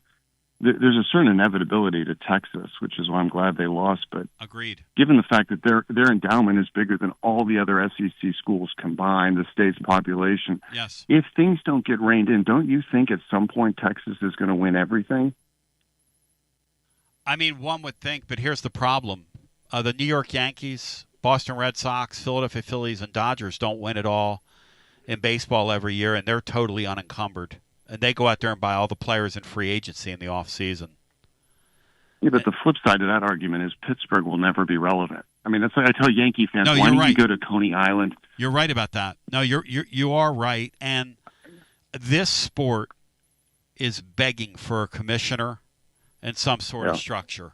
And I hope when we get to the new mutation that eventually we're all going to get to this new permutation of the sport. I hope against hope that that's what we see, because you're right. Look, in a lot of ways, I was really glad Texas got beat by Ohio State. I'm not one of these cheer for the league guys. I'm just not. I'm for my school that exists in a league, and then I'm for the league to be fairly strong when it comes time for my school to get into a playoff. I want them to help my strength of schedule. But week in and week out, I'm not going to cheer for them. Are you? Are you going to cheer for Texas week in and week out? No, I'm cheering against them. I think they're an existential threat. But I also don't root for. I'm with you. I don't root for the SEC schools. I went to the Ohio State game where we got absolutely killed in the college playoff with my son. Yeah. And we're losing 21-0, and some Vol fans, who I think would be best termed as friends of the university, were hammered. We kick a field goal. We cut it to 21-3, and they start shouting SEC, SEC, and I wanted to hide. They must have been hammered. If they were chanting SEC, SEC after those three, hopefully that was like a Bronx cheer kind of thing. But, the thing about the game the other day, and Bino, I don't know if you had this thought, because I had the split screen on the two games at once. That Texas-Ohio State game defensively, the speed of those two rosters, they were flying around out there, Bino, compared to our game. I mean, like flying around. Yeah, there's just a tremendous amount of talent. And I do fear what the caller's talking about, that if it stays the way it is, that eventually a Texas could become just an all-dominant team. The other part of that is, Tony, you've kind of cured me down through the years of being a SEC at every game guy, but I ain't ever cheering for Ohio State. I don't care who they're playing. No, amen. I can feel that, because they're and the caller will attest to this. Those are some obnoxious people, man. The people in our community that are Ohio State people. You go down there to Tellico, and you listen to those people talk, and they tell you how that you should live and how you should be and how you should think like them down there on the boat dock with all their little secrets. Come on now. They can step off. I mean, the best thing about I-75 is it goes north. Get on it if you don't like it here. I appreciate the call. Thank you, brother. Good talking to you. Thanks. Thank you, man. On our TLD Logistics phone lines, let's get another one in. Josh Heupel coming up. We'll take him live. Hopefully he provides an update on Jackson Moy. Bino, are you counting on the update on Jackson Moy from Josh Heupel today? Yes, there will be an update, Tony, and we'll know nothing further than we knew before the update. Back to the phones we go. Hello and welcome in. You're on the air. Hello, you're on the air. In 5 and in 4 and in 3 and in 2. Sold to the man in the red chair. You're out of here. You should have gotten quicker. I heard you pick it up there at the end, but, you know, we got to be – come on now. Time is of the essence. Hello and welcome into our next call. You're on the air. Hello? Oh, W. Lynn, you're back again? Yeah, I got cut off. I got cut off, Tony. I had one more point about how we think things have changed and sometimes they haven't. It's another Leave It to Beaver reference. I was watching Leave It to Beaver, and Jen asked Ward, why did the teams call all the timeouts at the end of the game? And this episode was 1960. And Ward said, well, they call the timeouts at the end of the game because they want to stop the clock. Before there were timeouts, they used to use the old fake injury play. So at some time, apparently, before there was timeouts, people did the fake injury to stop the clock. W. Lynn, you know what that reminds me of? And thank you for the call. Ecclesiastes, ain't nothing new under the sun. Hello and welcome into the next call. We get biblical with you on a Monday. Hello and welcome in. You're on the TLD Logistics Hotline. Thank you, Basilio. Bobby, I missed church yesterday, so I needed that. Burn it up, baby. 2 quick hitters. One, I'm so happy for Joey Football. Is that a determinate nickname on him on this show? It is Joey for Football. Me. It is for me. I'm for it. I ain't against it. I'm really happy for him. You know, he seems like the Bruce Pearl of our quarterback situation. Like, this is the best job he's ever had. You know, and he, like, really wants to be here. Rumor was he took the entire team out for dinner the first night he ever showed up on campus on his dime. It's pretty next level, if you ask me. I don't know if you'd heard that or not, but that's the rumor about town. Yeah, and if that's true. I had people that saw him all summer that would say his interaction with his teammates. He took him to Top Golf one night as well. His interaction with his teammates, he was alpha dogging and being a leader the entire time. And people tell me that saw him out that you could tell that this guy had a different kind of countenance about him, that he composed, that he comported himself like a quarterback. Yeah, and a gentleman from everything I've been told as well. Yes. I've heard he is an ideal citizen. I love him. I think that's a great story. Tony, if we mess around and go 10-2, is he going to become folklore legend around here? Seriously. If they go 9-3, he's folklore legend. Really, I'm for that. I hope we do, for his sake. And as you said earlier, I'll leave you because I don't have really analysis other than I felt like we looked really good. I felt like we looked like one of the 10 or 12 best teams in America this weekend. May have been a product of who we were playing, but whatever. As far as the Nico thing, I'm not going to pounce on his grave, and you're right, that's where he's going to end up. I do have a suggestion, and I'm being sincere. If he wants to stay in L.A. and be near his family, he looks like a kid who is playing a sport that he's good at but does not love. Do you agree with that? No doubt about it, man. It's so well put. I did not get a sense that he wanted to be out there Saturday night. He was out there because his father wants him to be out there. It's right. Really sad. That's a sad thing, man. Yeah, because his first love is volleyball, and he's told people that. Like, I've heard him say it in interviews. Yep. Go down to Venice Beach, go down to Malibu, get in the sand, find some of those St. John Smith and those old school sand volleyball players, get them to teach you. Go be a pro volleyball player, make millions doing that, make the U.S. Olympic team, do all those things. Do something you love. Don't do something that's going to get you hurt and have you limping in a cast already after the first game of the season. He looked horrible coming out of that stadium the other night. And it was really a sad scene. I felt bad for him. And then think about his little brother. His little brother had to go to UCLA as a package deal. He didn't want to be there either. No, this is all the dad's production. It's ridiculous. Have a good day, Tony. Thank you. Now, with Nico, we might learn, which nobody knows yet. Did he initiate that because he's homesick? I don't know. Maybe he's homesick. I think they really thought USC was going to bite because, as Will Heflin said or Matt Dixon said or C said, somebody said on here, the truth is that USC looked like they had a quarterback issue. USC wanted nothing to do with him. Here's my man, Josh Heupel. Let's go. Happy Labor Day. G-E-A-U-X. Looks like we got a few that are missing. Anyways, get a chance this week to open it up at home. First experience for a bunch of our guys on game day inside of that stadium with a packed house and first of all walk. So look forward to seeing all of our fans. Pleased with the win from Saturday. Today's about how we get better and moving forward. And thought you guys were good inside of our meetings and when we ultimately got out on the field too. So looking forward to a good week. ETSU, you look at how they performed on Saturday, a bunch of yards, a bunch of points, and did some really good things on the defense side of the ball too. So constant growth from us. You guys heard me say it after the game on Saturday. This team has been good in their mindset and how they've approached every day. That'll be critical in this week too for our entire team to take a jump. Open it up.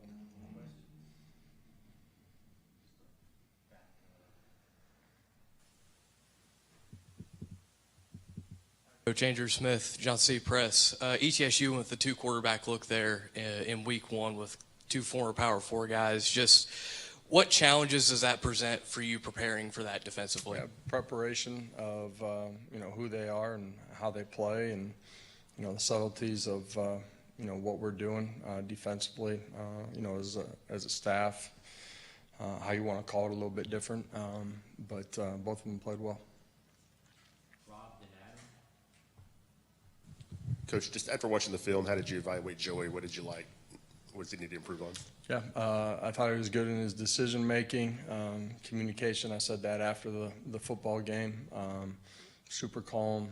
I thought he used his feet at the right moments. Great demeanor throughout the course of the game. A lot to really like from it. Josh, you had a lot of guys get their first action in that first game. A lot of guys made their first start. When they go from game one to game two, does the standard raise in any way, or in any way does it raise? Now, standard's the standard, and we're all chasing perfection and understand that it's also not going to be obtainable in this game, but you're certainly chasing it. And, we need to take a jump. That's collectively as a team, by unit, and certainly individuals as well. And so got to approach the week the right way.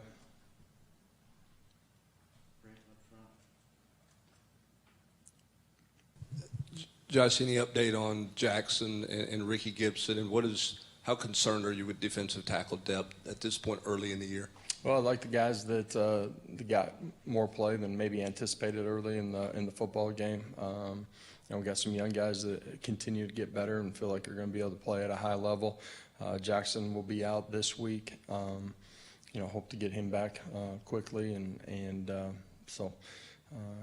In this game, you guys have heard me say it, strength of a position group can't be one guy. Everybody's got to be ready and prepared to play when they get their call, and we got to continue to grow. What about Ricky? Ricky will be out for an extended period here. How long, I don't have the exact timeline on, but he'll be out for an extended time.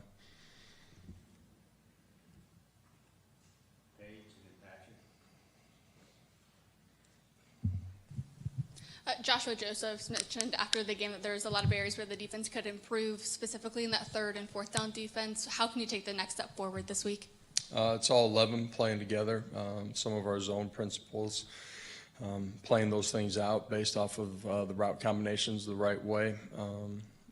Some of that's alignment, some of that's technique off of, the route patterns that they're seeing. Pressure up front, getting home, and forcing the quarterback to get rid of it. All those things play a part of it. Third and long, fourth down, we got to do a better job getting off the field. Coach, what does it say about Jesse Perry that he's able to go and kind of win the right guard job going into the season, but first game he has to switch over to right tackle, his versatility? How difficult is that as an offensive lineman to go from one position to the other like that? Yeah, it is difficult playing multiple positions.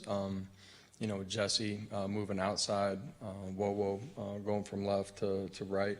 I think it's a credit to our staff in preparing these guys, not just during training camp, but during the course of the summer, since they've been here the entire offseason, where they do feel comfortable. They have time on task and have repped in those spots and have grown.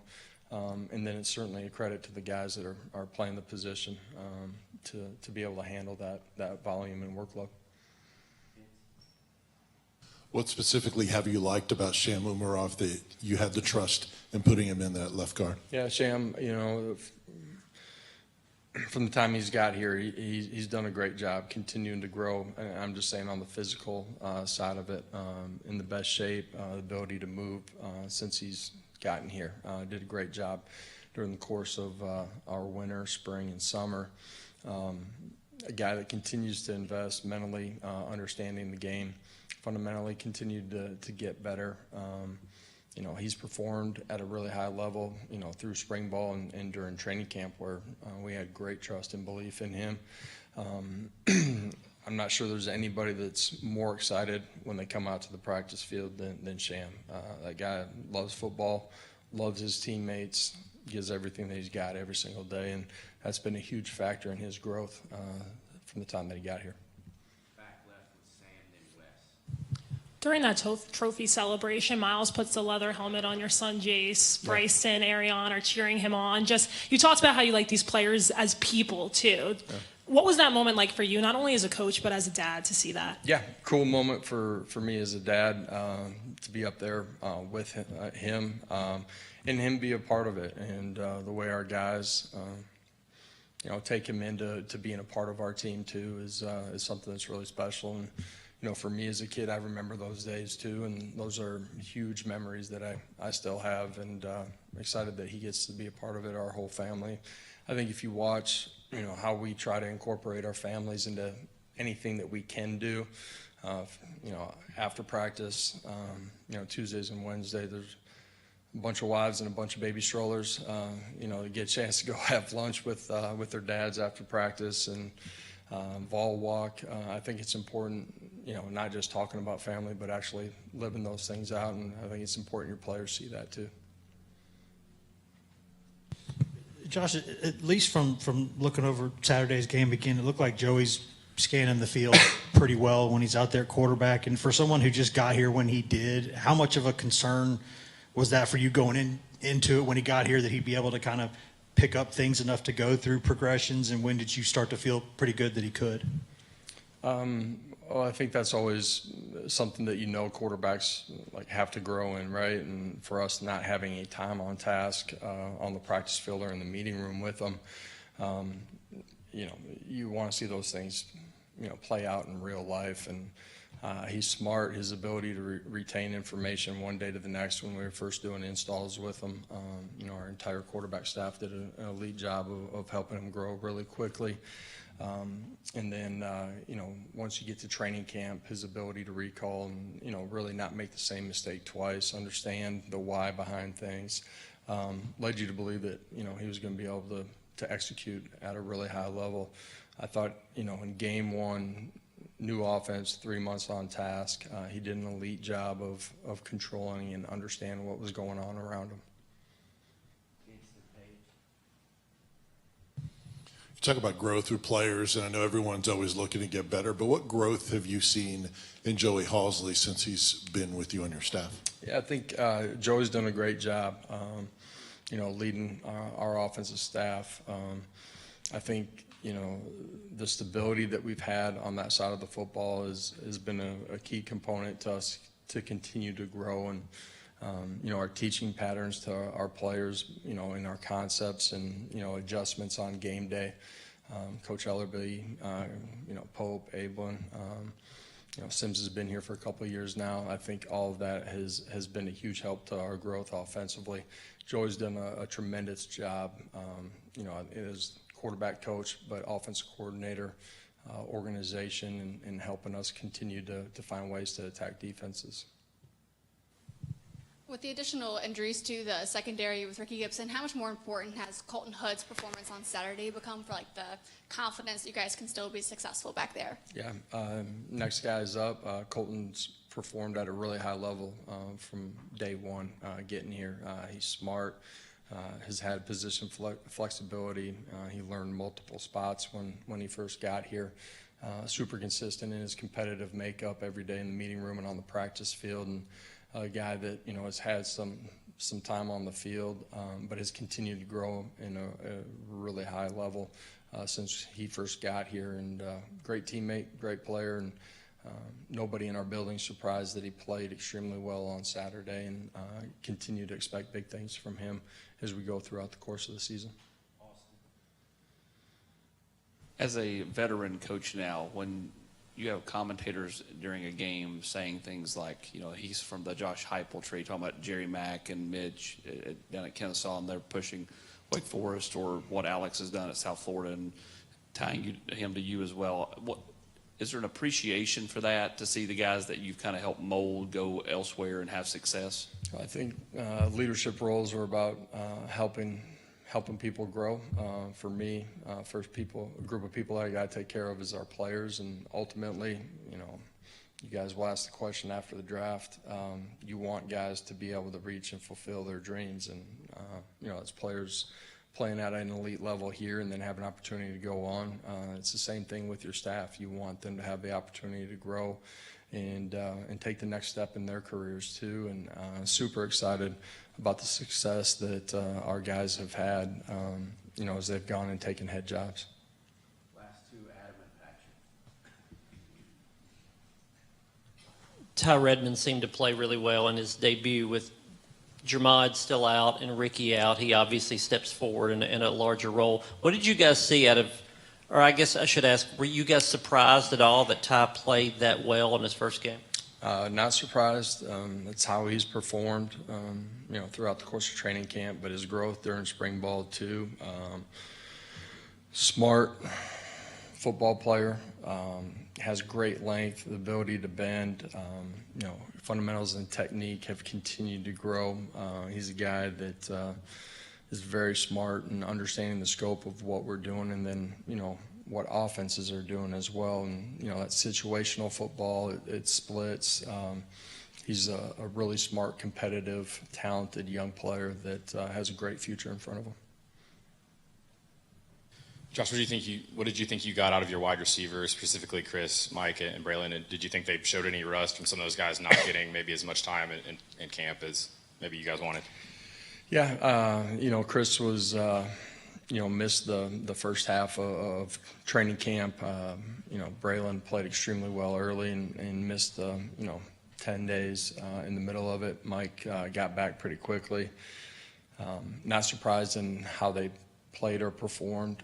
Those guys have been super diligent and consistent in how they've tried to grow since they got here in January, the time that we had with them during spring ball, through the course of the summer. For each of them, different times as far as when they were available during training camp, but all performed at a really high level, and I thought they did an elite job on Saturday. So that's Josh Heupel's press conference. Ricky Gibson out for an indefinite period of time. He was very forthcoming with that. That doesn't sound good. We'll have to dig on that. Jackson Moy, I know they're very concerned about as well. Those are two huge losses with the Georgia game looming, and Ty Redmond is all of a sudden going to be in a spot where he's going to get picked at. And the irony is he comes from Alpharetta, Georgia. He's a freshman. Played very, very well on Saturday. But obviously when you get into the SEC, it's a different kettle of fish. And Tennessee's done a really nice job evaling in their secondary. They particularly with regards to their cornerback play. So now you're down McCoy, you're down Gibson. It was so incumbent upon them to add Hood, who looked like in the offseason a very interesting addition. He's now extremely key. We'll talk about those developments. It's all ahead. We'll get the phone calls in. We continue to roll on our maiden voyage on Fan Run Radio. My name's Tony Basilio. I got Bino, Jeff Henderson, Brian Hartman with you on a Monday. We react after this. Guests appear on the TLD Logistics Hotline. Online at TLDLogistics.com. When it's past high noon, it's time for a vodka soda made with a vodka you've actually heard of. I'm talking White Claw vodka soda made with White Claw premium vodka. JB Smooth Only Drinks Vodka Soda made with the world's smoothest vodka. And you can too. Pick you up a bottle of the triple wave filtered vodka that's been distilled 5 times. White Claw Premium Vodka comes in 4 flavors: black cherry, mango, pineapple, and just vodka. You haven't had vodka like this. No one has. White Claw Premium Vodka. Please drink responsibly. Whether it's baseball, football, softball, church groups, or schools, if you're raising money, do it with locally roasted Grade A Grounds coffee. I'm Billy Miller, a Vol alum and Knoxville native. You keep 40% of sales, and we donate 5% back to our East Tennessee community. Get started today by visiting our website at gradeagrounds.com.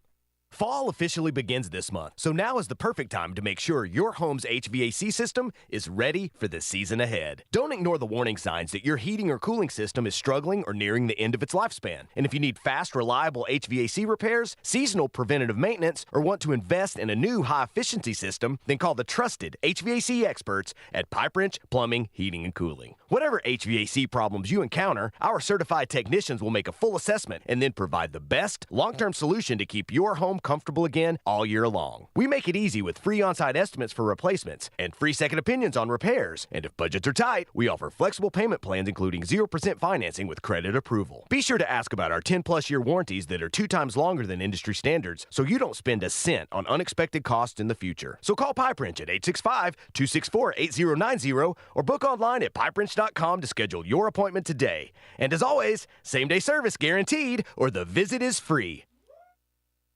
Hi, I'm Jim Simpson, owner of Simpson Meats. When's the last time you grilled a really good burger or steak? One your friends still talk about. Our goal at Simpson Meats is to make that happen every time you have a cookout. All of our cuts of meats, steaks, burgers, briskets, and pork are always fresh, flavorful, and sustainably sourced. We are family owned, so we know the importance of knowing how and where your food is raised. We have been putting quality first since 1888. Visit our butcher shop off Lovell Road or online at simpsonmeats.com. Hey there, Basilio family. Jennifer Morris here with Keller Williams Realty. The countdown to fall football is on. Is your fall plan missing the perfect home to watch the Vols make another playoff run? If a new view is on your game day checklist, I'm ready to help you find it. Don't wait until kickoff. Give me a call today at 865-694-5904 or visit my website at nextmovesmokymountains.com. That's nextmovesmokymountains.com, and go Vols. Tony Basilio, and we are live once again with Chad Stockton of FC Alliance. And Chad, you're out there on the field, 100 strong here in Knoxville. Talk to me. What's been going on with FC Alliance now that the weather's heating up? We're out here for the first night of the boys' tryouts. We have over 400 kids that'll be here tonight. So a lot of exciting times right now for us. Our club teams start at U9 and we go all the way through U19. We have over 1,000 kids that come from Chattanooga from the Tri-Cities that make all our teams and make this club what it is today. So we're excited about it. We finished the younger kids a couple of weeks ago. We just finished the girls last night, and now we're on to our older boys program as we speak right now. And we're blowing and going in the Tri-Cities. Tell me about it. We started FC Alliance North 1 year ago, and coming off the first year, we're the largest, most competitive club up in the Tri-Cities area. We just finished our tryouts last night. Looks like right now we will be well over 400 kids for the upcoming season. So great things happening up there. We've put our boys into some really good regional leagues. So we're excited about what the future holds for them and also our girls programs. If you want more information, check them out at fcallianceknox.org. That's fcallianceknox.org. Chad Stockton, keep growing the beautiful game here in East Tennessee. Absolutely. Thanks, Tony.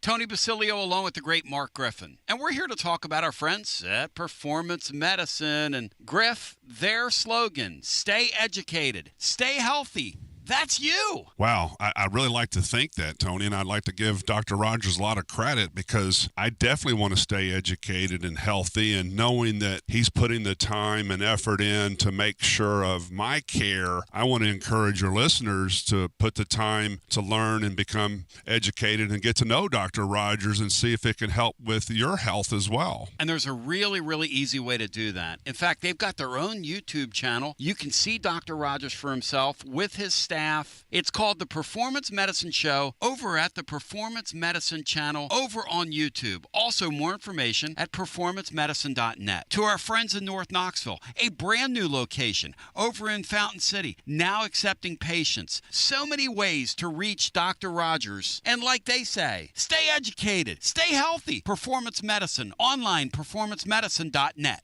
Tony B here with the great Zakai Ziegler for Hey, Advent. whoa. Tony, I got this. Hey, Tennessee, it's Easy here. Next time you have an electric issue at your home or business, call my friends at Advent Electric. With offices in Knoxville and Nashville, it's Mama's Easy approved. You heard it from the most electrifying player in the league. Call the service professionals at Advent Electric, 865-588-0631. Online, adventelectric.com. Tell them ZZ sent you. It's always magnificent. Mondays on the Basilio Show. Presented by our friends at Fleet Tire. I-275 exit 1B at East Woodland Avenue in Knoxville. Fleet Tire. I-275 exit 1B at East Woodland Avenue in Knoxville. And now, back to B. Pretty fired up today with you, and pretty pumped to be with you on a Monday. It's a Labor Day Monday. Excited to be. Let's go back to our phones at 865-200-5402. If you want to get in the hunt and in the mix with us. Gibson the other day looked like a concussion, but who knows? But he leaves after the first quarter, doesn't return. Jackson Moy looked like an elbow, kind of a left arm deal. Who knows? And the other one, I guess, that they didn't get into, but the other one to be concerned about is Ethan Davis, who looked like he got banged up late. And I'm going to check on that a little later on. When Heupel comes out and says what he says about Ricky Gibson, Bino, that leads me to believe he's going to be out for a while. That leads me to believe he's going to be out for the Georgia game at least, right? Is that what you got from that, Bino? Yeah, I apologize, Tony. I didn't hear exactly what he said about or how he phrased what he said about Gibson. Yeah, so he basically said he's out for an extended period of time, which is, in Heupel speak, Heupel never gives anything away. So no, I don't think they'd practice gamesmanship with a guy suffering an injury like that. We wish that kid well. But there certainly is, with the Redmond guy, sort of a next man up philosophy here, and they continue to eval very well in the secondary. One thing that I want to point out, because I couldn't help but notice last night, that you can't win them all, right? Jacoby Thomas was everywhere last night for Miami. I don't know if you guys noticed that, but they bought him off Tennessee's roster, and we were all kind of surprised when he left. But they bought him off Tennessee's roster. He was excellent at safety last night. I mean, excellent, after having a pretty nice year last year in Knoxville. So that might be a painful reminder / watch for us as the season goes along. And you can't win them all. The transfer portal gonna giveth, and the transfer portal gonna taketh away. And we get ready to go back to our phones on a Monday. Hello and welcome in. You're on the air. Tony, what's up, man? It's Parker. Hey, Park, welcome in. Bino, how you doing today, dude? Hello, Parker. How are you? Guys, I'm doing it to myself again. We're going to win. We're going to go back. We're in the playoffs again, aren't we? I know, and I'm going to convince myself to drive wherever we go on the road. Hopefully it's a playoff game, and then I'm going to see us lose a playoff game. But, guys, I mean, if we run for 200 yards a game and control the line of scrimmage, why not think like that? Tell me I'm wrong. It's like that guy that goes on college campuses. Prove that I'm wrong. You played a team that gave up 34 points a game last year, that lost a lot of players that can't play defense. I'm keeping it all in perspective. Look, it was a great first week. But you got to keep that in perspective, what you just witnessed. And you have to appreciate how good and cohesive and how well coached they looked, which they controlled the controllables. When you get on the field against Georgia, you're going to play a different animal. And in these SEC games, you're going to play a different animal. But that said, that was a great week one. It was a week one I greatly appreciate. I love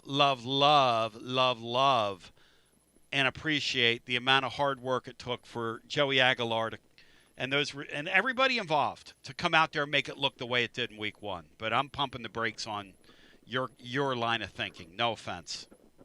I don't know. It's just, well, what's funny to me is that one big pass play, and everybody thinks, oh, Heupel, his offense drops bombs. But really, guys, it really is a run-first offense. I mean, yep. If we put up numbers like that, we're going to be averaging 150, 175 yards a game. Again, I don't think you're going to do that against SEC defenses, but it's fun to think about. But we have an easy SEC schedule, though. I mean, that is true. agree? I mean, no, that is true. But the SEC, we have a 4-game schedule, Tony. When it comes down to it, you're right. You're right. It starts with Georgia, Alabama, Florida, and I don't know. Oklahoma looked okay, but I forgot who they played. I know it was a scrub. Nobody. That's basically the 4-game schedule. Yeah, you're right. But here's the thing. The SEC defenses you're going to see, man-to-man, man-on-man, are much better than that Syracuse team. Bino, you agree with that? Syracuse doesn't run well. Yes. You can see it. Yes, I agree with that. They don't run well. I mean, they have Deshaun Bishop pinned 5 yards deep, and he gets 45 yards. You're not going to do that against Southeastern Conference defenses. You're not.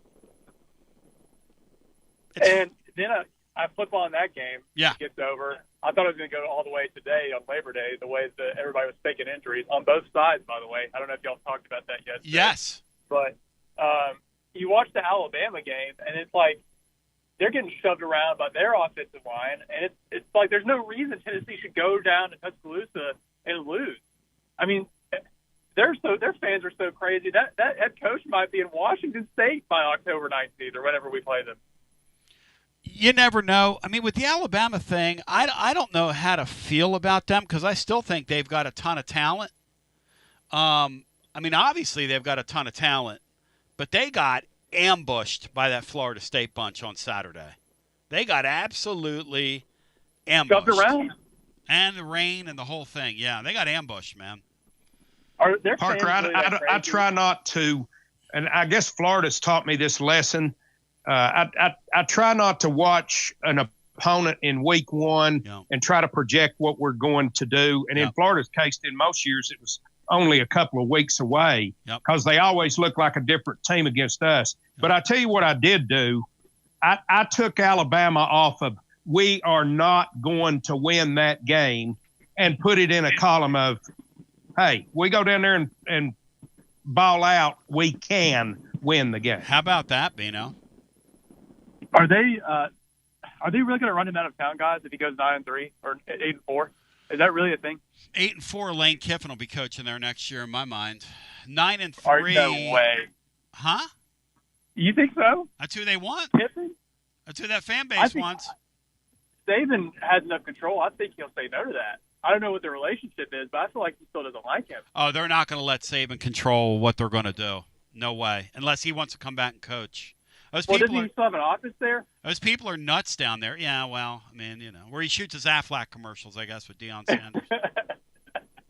I don't know, man. It's just, I mean, I really felt bad for anybody who got that job. That guy. Awful. You feel bad for the guy who gets it, but then you don't feel bad for the guy who gets it after him. So whoever succeeds is going to be just okay. But I don't know. That's insane. I think he's a good coach. I just think he doesn't fit the system. Or not even that. Whoever took that job was destined to fail, Well, we had a caller in hour one say if they jump the gun and fire this guy, who's a really nice coach, and they don't give him a chance to grow into it, they could end up in the wilderness like Tennessee did. That is true. You make a goofy, overreaction misstep, but I will say this about that guy. You watch him on the sidelines during games. If I was an Alabama fan, it would drive me crazy to look at that dude because he looks like a deer in the headlights, which not that really matters. But, Bino, when they put that camera on that dude during games, he looks like he has no answers. He doesn't look like a guy that's won all those games. He looks like a glorified Mike Shula. He really does, Bino. Brian, if you didn't know his CV, if you didn't know his resume. ESPN, in ESPN's predictor has Tennessee as a 52% chance to go down there and win that game. There you go. That's how I They're following Bino. They're following Bino. There you go. And they got to. I'm sorry, Brian. I talked to an Alabama fan yesterday, and his biggest complaint was that it looked, and fans always do this, and obviously those guys are some of the most competitive guys in the world. Head football coaches at an SEC level are some of the most competitive guys in the world. but he says he looks at him and he thinks it looks like he really doesn't care that much that they're getting beat. And he said, and your team looks like they don't care that much either. He's West Coast, laid back, California cool, whatever you want to call it. Those people there are not going to go for that. And his team was listless the other day. They were listless in that game. I feel like Ty Simpson he had a strong arm, but he felt overwhelmed by the moment, you know? Oh, there was no doubt. That was not Syracuse they played, okay? Let's just face facts here.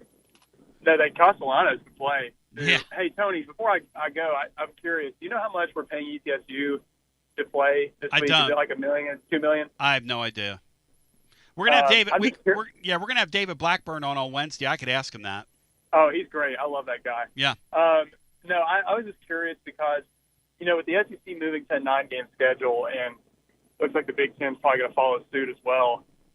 These FCS, FBS matchups, I wonder if that's going to go extinct or not, because really that is a vital thing for the schools, because I'm sure the football program gets the majority share of that money, but I'm sure like the men's tennis team gets some. I'm sure the volleyball team at ETSU gets some. You know, it's really kind of important to those smaller schools like ETSU. It's well put, Parker, and I think it's a lifeblood for those people at that level. And we'll go back to our TLD Logistics phone lines here momentarily. Look, because of Josh Heupel, we and he went long today. He's usually a 5-minute guy. But we got a little behind on one of our timeouts, so let me get another one in here, and then we'll get some more calls. We're going to do a TLD Logistics Overdrive overtime as well, where we stay on the app and kick it. Chase Thomas will have you over on our fan run side, and we'll take a brief timeout and come back. I got to get in one quick one, and then we come back with more and get some more calls in after this. Are you stuck in a dead-end job or ready for a new challenge? Do you feel like it's time to try a new career? Well, it's time to change lanes with TLD Logistics. My friends at TLD Logistics have some really exciting opportunities for you to learn a new skill. With a new 5-acre driving academy that's now under new leadership with all new course material. And the best part, it's absolutely free. What a great deal to set you on the road to higher pay. And TLD Logistics even offers weekly stipends to offset food and gas expenses. In 6 weeks' time, you could complete this course and be in compliance with FMCSA regulations. Then you're ready for the open road of opportunity. What are you waiting for? It's time to change lanes with TLD Logistics. Visit TLDlogistics.com. That's TLDlogistics.com. TLD Logistics. Yee-haw! I've been hooting and hollering ever since I started betting with the VIP Play app. VIP Play has more than 200 leagues, every bet type you can imagine, live betting and live hosts, all with 24/7 support from real live people when you need them. Start betting better with the VIP Play app today. Don't be a better, be a better with VIP Play today. VIP Play coming soon. Gambling problem? Call 1-800-889-9789. Must be 21 plus and located in Tennessee to bet. TB here for Cedar Bluff Plumbing, a live and local company that's been serving our area for over 32 years and counting, because every customer counts, and I mean no job is too small. Cedar Bluff Plumbing just voted #1 by City View magazine because multiple plumbing experts are on call to serve all your plumbing needs. Chances are there'll be a plumber in your area when you call, and they won't send some salesman to your house. You're going to get a high character, trustworthy, highly trained plumber who will serve you. Not like some of these guys that look like they came off the set of America's Most Wanted. Cedar Bluff Plumbing is Basilio tested and approved and will go the extra mile for you because Chucky Mack is a servant of the people and my consigliere to the throne, celebrating over 32 years of serving living volunteers. Cedar Bluff Plumbing. Call 588-4448. That's 588-4448. Cedar Bluff Plumbing.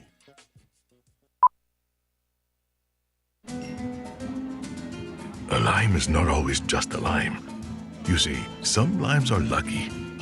For when a lime joins the salted rim of a crisp, refreshing Tres Dos Equis, that lime is no longer a mere lime, but a wedge of renowned Mexican limón. Muchas gracias, limón. And also, de nada. Enjoy Dos Equis responsibly. Copyright 2024 Dos Equis, imported by Cervezas Mexicanas, White Plains, New York. Chilio here, and my friends at Carnes Motor Company started with a dream over a quarter century ago. I met Rob and Brian back when I still had hair, and they were working at a huge dealership in West Knoxville. But they told me back then they wanted to sell cars on their terms, and I wanted to do radio on my terms. Their terms, just like my terms, are ultimately your terms. In both cases, you're the winner. A Car Guru's National Award winner with a 5-star rating on all sites, just like our Vols. Everything about buying a car from Carnes Motor Company is no hassle. They specialize in high-quality pre-owned vehicles between the $5,000 to $25,000 range. And if you need to sell a car, they'll either buy your car or they'll help you sell it. Carnes Motor Company also has a top-notch service department. Therefore, every vehicle is rigorously inspected and serviced prior to delivery, so you're guaranteed to get a quality pre-owned vehicle every time. If you need a place for service, they've got you covered.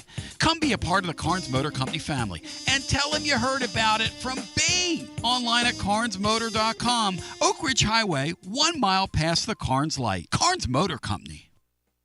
Preparing food for a big gathering can really take it out of you. That's why you need to call Calhoun's and check out their selection of party platters. Whether you're hosting a party for the big game, a reunion, or just an everyday gathering, a Calhoun's party platter is next level. Choose from Calhoun's always excellent chicken tenders, fly with Calhoun's wings, or boneless wings with a variety of dipping sauces, award-winning next-level melt-in-your-mouth barbecue ribs, or delicious spinach artichoke dip, or get one of each. Plus, if you're doing burgers or sandwiches, Calhoun's has lots of side dishes like spinach Maria, baked cinnamon apples, Smoky Mountain baked beans, or creamy coleslaw. Available in pints, quarts, and gallons. And to finish things off, pick up one of Calhoun's great desserts to go, including homemade cheesecake or key lime pie. Calhoun's, simply your go-to party headquarters. With 9 locations all over East Tennessee, you can order online and just pick it up. Calhoun's, one of the Copper Cellar family of restaurants, along with Chesapeake's, Copper Cellar, Corner 16, Cherokee Grill, and Smoky Mountain Brewery. Eat local, eat good. To our friends on Fan Run Radio, Chase is coming up next, and he's going to get you. And then Dubsy will get you. We love you. We appreciate you. To all those down the line, we love you. Check us out over at tclub.team. The conversation continues for us over at tclub.team. We love you. We appreciate you. G to the B to the O. Have yourself a great Monday. You're listening to FM 105.7 and AM 1340, WKGN Knoxville, and W289CU Knoxville. Fan Run Radio. Crank it up. I want to crank it up.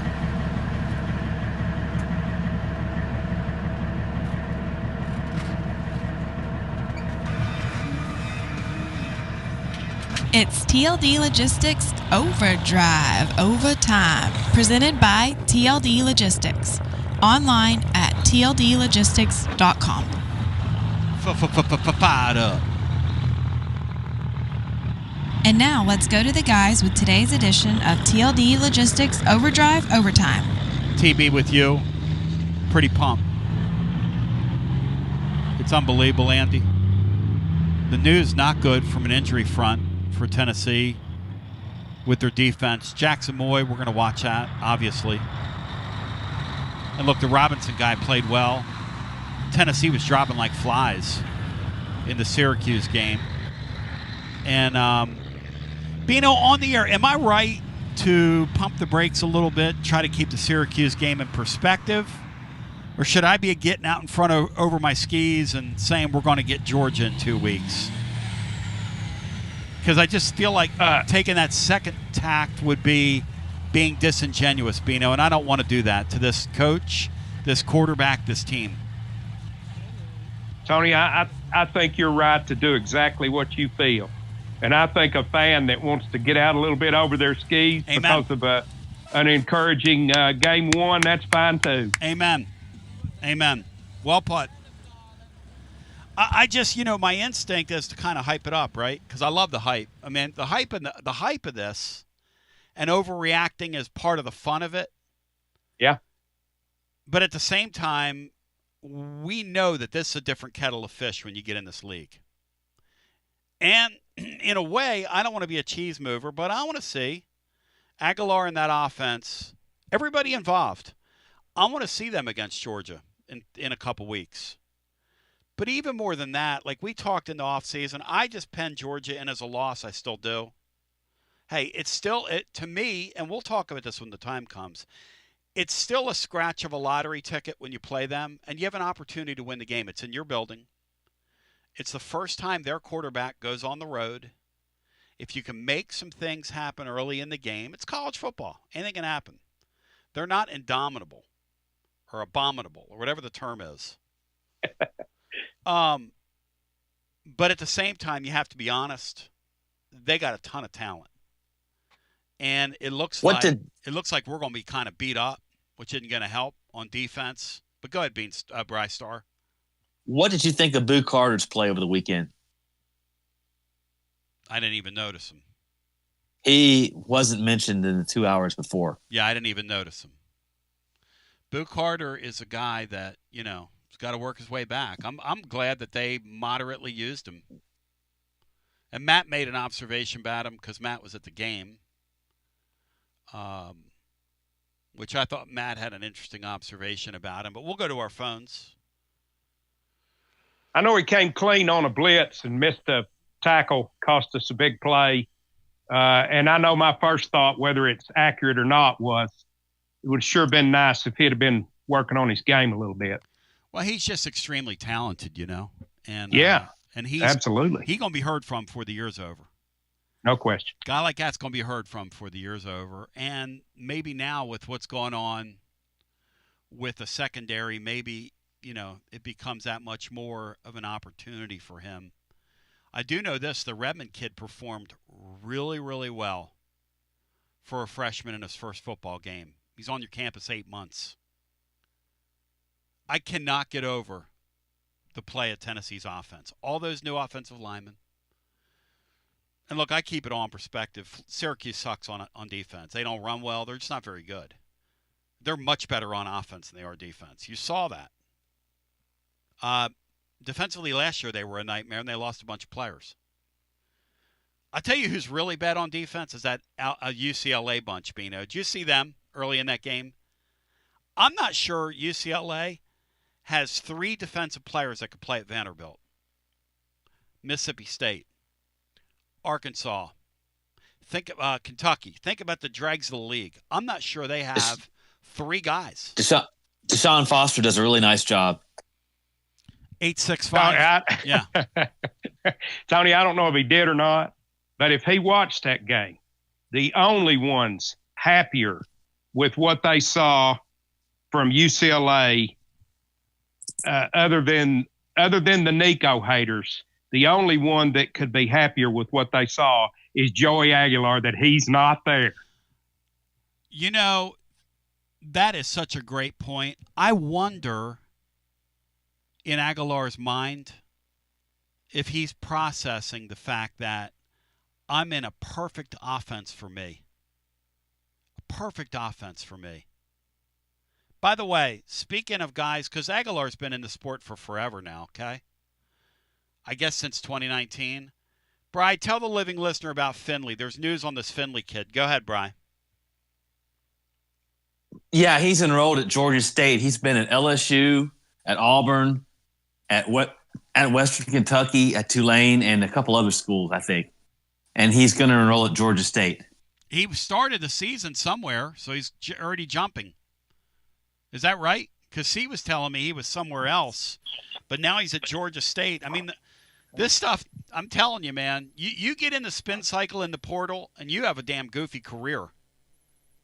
Hello and welcome into our next call. It is TLD Logistics Overdrive Overtime. Reminder to you, we're live Friday, Calhoun's on the River, as we welcome another football weekend. The great Al Wilson will be down there with us. Hello and welcome in. You're on the air. Hey, what's up, guys? Josh. Wings. It's a great weekend of watching college football. Vols beating up on Syracuse. Alabama lost to Florida State. Notre Dame lost to Miami, and just a great football weekend. Don't you guys agree? I was telling these guys during the break, Josh, you read our mind. that Miami Notre Dame game last night was a low-key banger, my brother. And, Tony, I want to throw an interesting stat at you. Yeah. If you played a parlay in all of the teams Lee Corso coached or played at, yep. winner, chicken dinner, you won. How about that? And, the Lee Corso parlay. I'll tell you one thing about ESPN. When they decide they're going to overdo something, they had the man's record for picking games with the helmet, scrolling on the screen like it was newsworthy over the weekend. I give them a lot of credit. When they commit to the bit, ESPN, they are so self-important. It is a nauseating. All the games he picked on the air he ended up getting, except I think one. Did you guys did you guys see what Fox did to him, Bino? Did you all see that Fox's pregame show? So Fox cleared with ESPN that they were going to show the Lee Corso thing, which is a real sign of respect. Fox took the raw feed. Fox had Lee Corso's helmet pick going up like 30 seconds before it aired on ESPN's airwaves, Bino. Wow.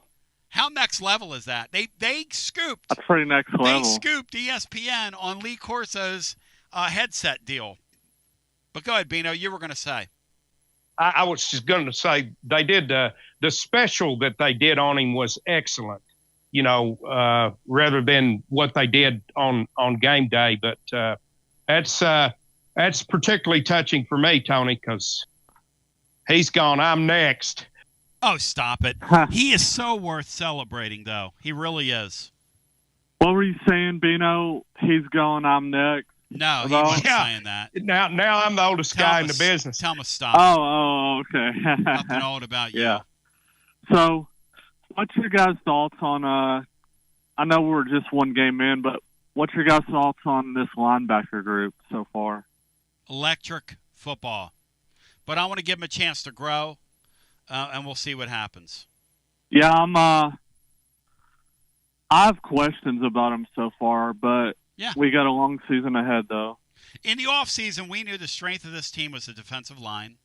We also knew the secondary was going to be pretty good. And when the secondary's healthy, they're going to be excellent. Like if you can get McCoy back, you can get Gibson back, coupled with the Redmond kid that you see can play, and then the kid you got from Colorado, and then you kind of work around your safeties. And by the way, the star nickel guy who's kind of taking Carter's spot, Andrus Farouk, had a nice day on Saturday. So, but the question mark remains their linebacking core. We'll see what happens. It remains a question mark, but doesn't mean they can get better. I think it's the hardest position to play out there. Josh. I agree with that. In modern football, and the easiest to pick at. I agree, Bino. Yeah. True. Hey, Tony, whenever Ricky Gibson and Jermon McCoy get back, is there a chance that Colton Hood can still be a starter on the field? Because if he's a starter with Jermon and Ricky Gibson back, that's going to be a scary, scary duo if all three of them start on the field. Well, I think it's going to be a deal where so many times what you're going to see from an opponent is going to demand that you have your three best cover guys out there. They'll find a way to play him. Yeah, they will. My take, Joshy, is McMurray and Hood playing as well as they're playing when basically they were not projected to start in the spots they're playing in. When you get your injured players back and you get Boo Carter back on the field, the number of plays he should play, we're going to have a really good secondary. No doubt. Yeah. And from what I saw last night in that Notre Dame-Miami game, I don't think that C.J. Carr guy is the quarterback for Notre Dame going on in the season. He looks shaky. There was some good spots for him last night when he ran in that touchdown and other plays, but he looks shaky. What do you guys think? I'm going to disagree, Joshy. I thought he played much better than I expected him to play in that spot. That's a freshman in his first game, just got there. That was really impressive, Josh, but I thought. They were throwing those bubble screens all night long, and Miami finally exposed him and got that interception, though, at the end. Yeah, but that's a freshman in his first game. He's going to be very good. Yeah. I didn't see the same thing you did. Guys out the door, I'll tell you the freest bet of week 2. I know nothing's a lock in gambling, but take Arkansas in the points against Butchie Boy in Arkansas State. Let's effing go. Watch Butchie Boy sneak up and win that game and talk about Travis Kelce. And maybe Travis Kelce and Taylor Swift will show up in the booth and really nauseate me. What do you think the chances are Travis Kelce shows up at an Arkansas State game, Bino? I'd say that's slim and none. But I think there's a better chance that Butch will already have his tux on, preparing for the wedding on the sidelines. That he won't get invited to. His self-serving comments on the nuptials. I talked to him the week before, and he was trying to tell me. No, he wasn't, Butch. He was never going to tell you, you damn clown. You tried to tell me. That's like Derek Dooley yesterday. I saw Derek Dooley on something on one of these political shows, and I'm sitting there going, you have got to be kidding me. He's on a listening tour. The whole state of Georgia. The guy never listened to anybody when he was here. Total epic know-it-all. I'd tell him to go coach one of my most hated SEC rival and run that program into the ground. My friends, ladies and gentlemen, and your friends at VIP Play want to remind you, direct deposit via debit card and Apple Pay now available. My friends at VIP Play had a Basilio triple play parlay over the weekend. Bino, tell me how you think this thing went. We played Tennessee in the first half line. Tennessee over Winner. Tennessee over their team total. And Tennessee to cover the point spread. Winner. So chicken dinner time. One weekend, that's a 3-leg kicker. We juiced it up for you. Those of you that played. Also, there's all kinds of special stuff going on. All kinds of ways for you to get involved. It's a world-class betting experience over at VIP Play. I want to encourage you, now that football season is not only upon us, but blowing and going into week 2, go claim your VIP Play welcome bonus. First bet of $5 or more. $100 in bonus bets instantly. The promo code to know is TNTony. TNTony. Remember, 200 leagues live always. If you want to bet on some footy, you can do that. This week I might have a Philadelphia, Tennessee parlay for you in honor of the Eagle that was trained in Knoxville. I don't know if you guys saw this, but he had his maiden voyage in Neyland Stadium the other day. And the Philadelphia Eagle, the live Eagle they're going to use this year, was trained right here in Knoxville. I couldn't be more proud in the spirit of Reggie White. So I might have an Eagle Vol parlay for this weekend. Because Cowboy fans, we're coming for you. We're coming for you. And ETSU fans, we're coming for you. How about Cade McNamara? By the way, let me tell you about VIP Play. Everybody gets treated like a VIP. I'm the only guy that talks trash on a live commercial because it's in my nature. Gambling problem, 800-889-9789. 21 and over, located in the state of Tennessee to place a bet. And one more little piece of legalese for you. Cowboy problem. Call 1-800-JERRY-JONES. Must be 90 and over to ruin your football team. You know what, though? Jerry Jones did the right thing with Michael Parsons, in my mind. Did the right thing. Didn't get enough for him.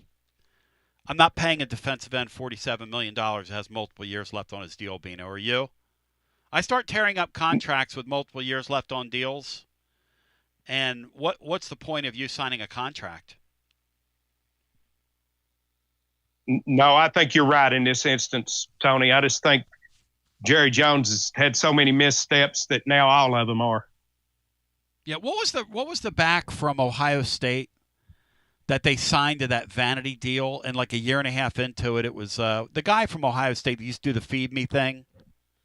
I mean, if these guys won if these guys won Super Bowls, we'd remember their names. But they're Ezekiel Elliott. And Zuko Elliott. You know what Zuko, all he is the guy next to. He's the guy next to the in 98 Degrees, the kid from Memphis, Justin Timberlake. Who knows who the other guys are? That's Zuko Elliott. Unless you win, I don't know who you are. I mean, no offense to Zuko Elliott. Feed me. They're like a year into that thing, and it's one of the worst contracts in sports. Bino, how excited are you for the NFL? Are you more excited from a Colts perspective or from a fantasy perspective? And I want the truth. Well, Tony, it looks like that we've got like the 17th edition of the Parade of Stiffs at quarterback. So probably from a fantasy standpoint, more so than a Colts standpoint. Brian, are you playing any fantasy this year? I don't play fantasy football. Okay. You ought to, Brian. It's just not it's just not appealing to me at all. Really? I don't need I just don't need the enhancers I don't need that to enjoy football season. An enhancer or two? Yeah, it doesn't enhance my experience, though. It's just I found it so frustrating that everybody I'd have would get hurt and I couldn't replace them. And it's just one day a week. And so I just found that so frustrating that I'll never do it again. I just got out when Bino beat my ass twice one year. Because Bino, for those of you who don't know, Bino drafts you in fantasy. It's equivalent of a witch doctor down in the French Quarter playing around with one of those dolls, sticking pins in and out of it. Yeah, pretty much the ambulance shows up the day of the draft, wherever my player's at. It was uncanny how he would draft a guy, and it's really not funny, but blows out a hamstring, blows out an Achilles, injures an ankle. Let's go to the phones. 865-200-5402. Bino, you still playing college football fantasy with Doug Voiles? I am. DB got me into that, so we had our first couple of games this weekend. So I am still playing. I remember being on a beach 15 years ago, and they were like, "We're waiting for your pick." You would do like one pick a day through the summer. Yeah. I mean, Doug was committed to the bit now. That's how we did it. You picked one guy. Laura goes, "What are you doing?" I said, "I'm making a pick." Pick what? You're on vacation, and it's middle of July. Hello and welcome into our next call. You're on the air. Hi. I'm on. You're on. Go right ahead. Hey, it's boy Billy from Harriman. We got a team, baby. We got a thing. We got a team, baby. Yep. And I got to tell you, I know you're going with this Joey football thing, and I got a 5-point scale for you. Hit it. On how I'm doing it. I got level 1, Joey Powder Puff. Level 2, Joey. 3, Joey Pigskin. Number 4, Joey Football. And number 5, Joey Heisman. And right now, I got him. They're sitting there at Joey Pigskin for now. Hopefully he climbs my ladder, but that's where I'm at right now. My only concern with him is he thinks he's Cam Newton sometimes, taking on these linebackers and safeties on these runs, and I don't like that. But, can't be doing that too much longer. No, you're exactly right about that, Billy. You got him on your third level. You got 5 levels. He's made it to your third level, so you are a little bit more relieved than you were before seeing him play in this offense. No longer nervous. He ain't T. Martin, baby. We got us a little bit of a quarterback. Okay, all right. And I got some game notes. If you care to hear my points, what I got to say about everything. Did you just say? I want to make sure I got this right now. He ain't T. Martin. We've got us a quarterback. You're doing a bit, right? Man, look at them stats. Look at those stats. You can't win like that nowadays. We ain't got Travis Henry, Travis Stevens, Jamal Lewis in that backfield. We don't have them linemen. We ain't running the ball, 42 times a game. It ain't like that no more. Do you realize the only stat that counts is 13-0 that year? Are you cognizant of that or no? I'm aware it happened. I just don't think that you put T in this offense, we're 7-5.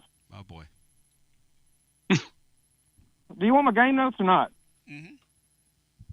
I love your game notes. You elicit a reaction out of people. People that elicit a reaction out of people. I thought you were doing a bit last week. You're not doing a bit, which I will. And then I'll say this about you. People that are committed to the bit, I'm for. So I'm for you, even though I think you're kind of twisted and demented. But go ahead. Look at the stats. 99. Look at the stats. 12 TDs, 11 picks. You think I'm at 12 TDs, 11 picks? Come on, man. That's not true. Did he have 12 TDs and 11 picks? Is that true? Somebody go to Football Reference and pull up the game log. I can't debate this all day, all night. Let's throw this out. 12 TDs, 11 picks. Somebody go get the game log. Yes. All right. I'm going on my takes. All right, hit it. Tennessee special teams. Coach Crabtree. Yep. Y'all are allowed to return punts. You know that, right? At Coach Crab on Twitter. Let's let him know. Yep. Wide receivers. We got to get out of those Nike gloves and then some cutters, if you ask me. Matthews, let's go. Come on, man. Running backs. We got them. Number 9, I see you. Orange kid, 10 for 35. But then you turn a -2 into a 47. I like it. 336 yards at the half. Nice. 159 in the second half. Not as nice. Defense. It's hitting. Get that fourth down shit under control. Fumble. Then a fumble 6. It happens. Change the game for the Vols. Syracuse skill guys all wearing those $500 Kobe Grinch cleats just to get trounced. Hilarious. They really did look good. Hey, they did look good in those kicks. And, I mean, they got damn run over. You're wearing those kicks and you get damn run over, man. Come on now. Hey, it ain't a fashion show. It's a football game. You can look good, but you still got ran over. Amen to that. And does Turkey Neck Heupel know that we all got money on these games? I mean, that 2-minute prevent defense almost cost me my backdoor cover, almost made me come out of pocket for my whole trip down here, and me sweating. You know what's funny about that? I think a lot of these coaches do now know these numbers. Bino, I don't think back in the day, these coaches did not pay attention to this gambling stuff. I think now these coaches know I better cover for the home side. They better know. If I get the opportunity. He's about to give that thing up. Lane Kiffin does it. Lane Kiffin did it the other night in their game. I mean, these guys put the extra touchdown in if they need to. A lot of them are now, they're worried about the cover being star. Well, now that it's mainstream, it's a part of your popularity rating, that's for sure. And the thing I love about college basketball is that number many times jibes with if you're gambling on this stuff, okay? That number a lot of times jives with how you manipulate those numbers and stay ahead of the curve when it comes to what matters with seeding come March. So those guys are all trying to beat the spread in college basketball because it's very important to do that. You're right about the third quarter, though, man. That third quarter, everybody got lulled to sleep, including us, by what Syracuse was doing. If I'm Tennessee, I complain to the league before I play the Georgia game or any of these games, and I say, you people need to clean this up because it's not acceptable that our opponent put us to sleep in the third quarter because that's what they did by laying on the ground as much as they did. That was a farce to the sport of college football. All right. You're the man, brother. I got more. Oh, go ahead. You just got my game stuff. Now I'm on to the fun stuff. All right. Saw a kid with a gorilla tape over I'm a Leave jersey. I like that. That was a nice move. Saw Ron Slay in the line outside of Annie Ann's getting my pretzels for lunch. Yep. Loved it. Watched the late game. Saw Utah's QB was fun. Yep. Way better than I'm a Leave. Looked like Thurman Thomas, but they're making him throw or something. Yep. Tons of Reggie White jerseys. Even saw a 10-year-old with one. Didn't know if he was a ball historian or an oath keeper. I don't know what he's got going on. Post-game interview. Love Joey Pigskin coming out with the diamond studs, showing some real swag with the jewelry. And then lastly, speaking of jewelry, what's up with these Ryan Day nipple piercings? You know what's going on with that? Thank you, brother. Good talking to you. No, I don't, but I guess don't knock it till you try it. It seems like that would be rather stimulating, though, for a male to walk around with nipple piercings. I I seem to be a little sensitive there. I don't think I would enjoy that too much.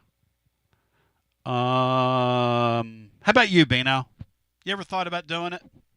Absolutely not, though. Back to the phones we go. Hello and welcome in. I ain't poking holes anywhere in my body. TLD Logistics Overdrive Overtime. I used to wear an earring back in college, but it was, looking back on some of my photos, it was rather unfortunate. I had a sickle, and I had a polo pony, big, huge polo pony I used to rock. Hello and welcome into our next call. You're on the air. Hey, guys, Dave. Hey, Dave. Good to talk to you. T. Martin threw 9 interceptions, that 99. Thank you. And how many and touchdowns? T. Martin, he only threw 12. He rushed for some, but he was just that different type of quarterback. But I'll take T. Martin because he's a winner.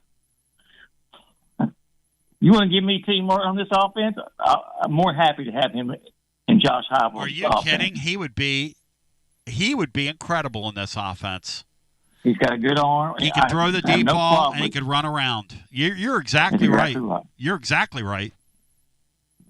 Yeah, he was a very talented quarterback.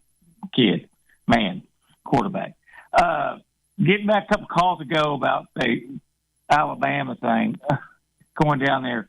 Listen, I went down there, and I've been down there several times. The games were played in Birmingham then, where Alabama just lost to Memphis, and we went down there undefeated. This is '87, and before my seat was warmed in Legion Field, Alabama was up 21-0.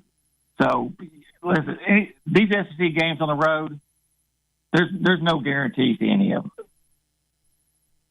Zero guarantees. You're speaking what I call the straight truth, man. And I'm with Bino. People that want to now say, okay, that's a win or whatever, that's fine. That's fine. You did not play a Southeastern Conference game on Saturday. You played a team that's supposed to win. Their win total is 4.5, and that's exactly what they look like on defense. A 4.5 win total team in the Atlantic Coast Conference. That's what Syracuse looked like to me, Dave. They cannot move on defense. They do not move well. We had all kinds of space out there. It's a perfect season opener opponent for us. Yep. I mean, I think Joey did well. I mean, I was pleasantly surprised at that. Yes. But it's going to be a one game at a time to see how as the competition gets. Not going to know anything after this weekend.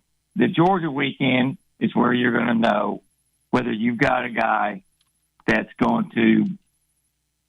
gives us a chance, and that's just the truth of it. Totally agree. Because everything's going to be so much faster in that Georgia game. So I'll tell you what. I don't know that that's fair to judge him. Just like it's not fair to judge you on Syracuse. Because as far as I'm concerned, Georgia is the top of the food chain in the league. And if he goes out there and he doesn't have a good day and he coughs it up a few times and it's a little fast for him, I'm not going to throw the baby out with the bathwater with him. Do you agree with that, Bino? I think that to be fair to him, you got to moderate what you see against Syracuse. And to some extent, you got to moderate what you see against Georgia. But here's the thing. If he goes out in Georgia and he plays well, and I mean plays well. As a Tennessee fan, you got to walk away from that thing, win, lose, or draw, extremely, and I mean extremely encouraged. That is when I will jump on with both feet. But I think it's miraculous how well he played. But, Bino, I'm moderating toward the Georgia game in terms of my expectation for him. Yeah, if you're going to grade on the curve on one end, I think you have to grade it on the curve on the other. Yep, just to be fair. To him. And, again, people listen to me, Tony, you saying we're going to lose Georgia. No, I'm not. No, anything can happen. It's a college football game, and they're in your building. And the crowd's going to be really into it. That's what you've done here. You've given yourself a chance to scratch a lottery ticket now by beating Syracuse. Getting to the secondary, I think that McMurray will get the nod start at the Ricky Gibson corner. And I think this is where Boo Carter has to step up. Yeah, to play that star position. I think that's right, Dave. And another thing too, Jeff, is that he's got to be back there returning punts too, because I saw our guys fair catch every single punt against Syracuse when they had all kinds of space to return. I love that they didn't let Bill Carter win. I love that they didn't let him win in week 1. Well, that's fine. No, I love it. But you can't bite your nose off this. But you're right. When you get an SEC play, I agree with you. You can't bite your nose off to spite your face. You can do it this weekend again against East Tennessee. I think I would introduce him just to give him the feel for catching it in the game, because he's missed a bunch of practice and they haven't let him really go in those practice situations. I'm with your concept though, Dave. When it gets real, it would be really, really tempting to put him back there and act like this didn't happen when it gets real. Because it Dave, takes a certain that mentality. was so obvious, Dave, what you're talking about. I have to believe that's what they were told to do. Fair catch the ball regardless. Really, Bino? Catch it. Really? Yeah. I mean, just don't there make were this at least an eyesore. 2 instances where there were 5 to 7 yards between them and the closest defender.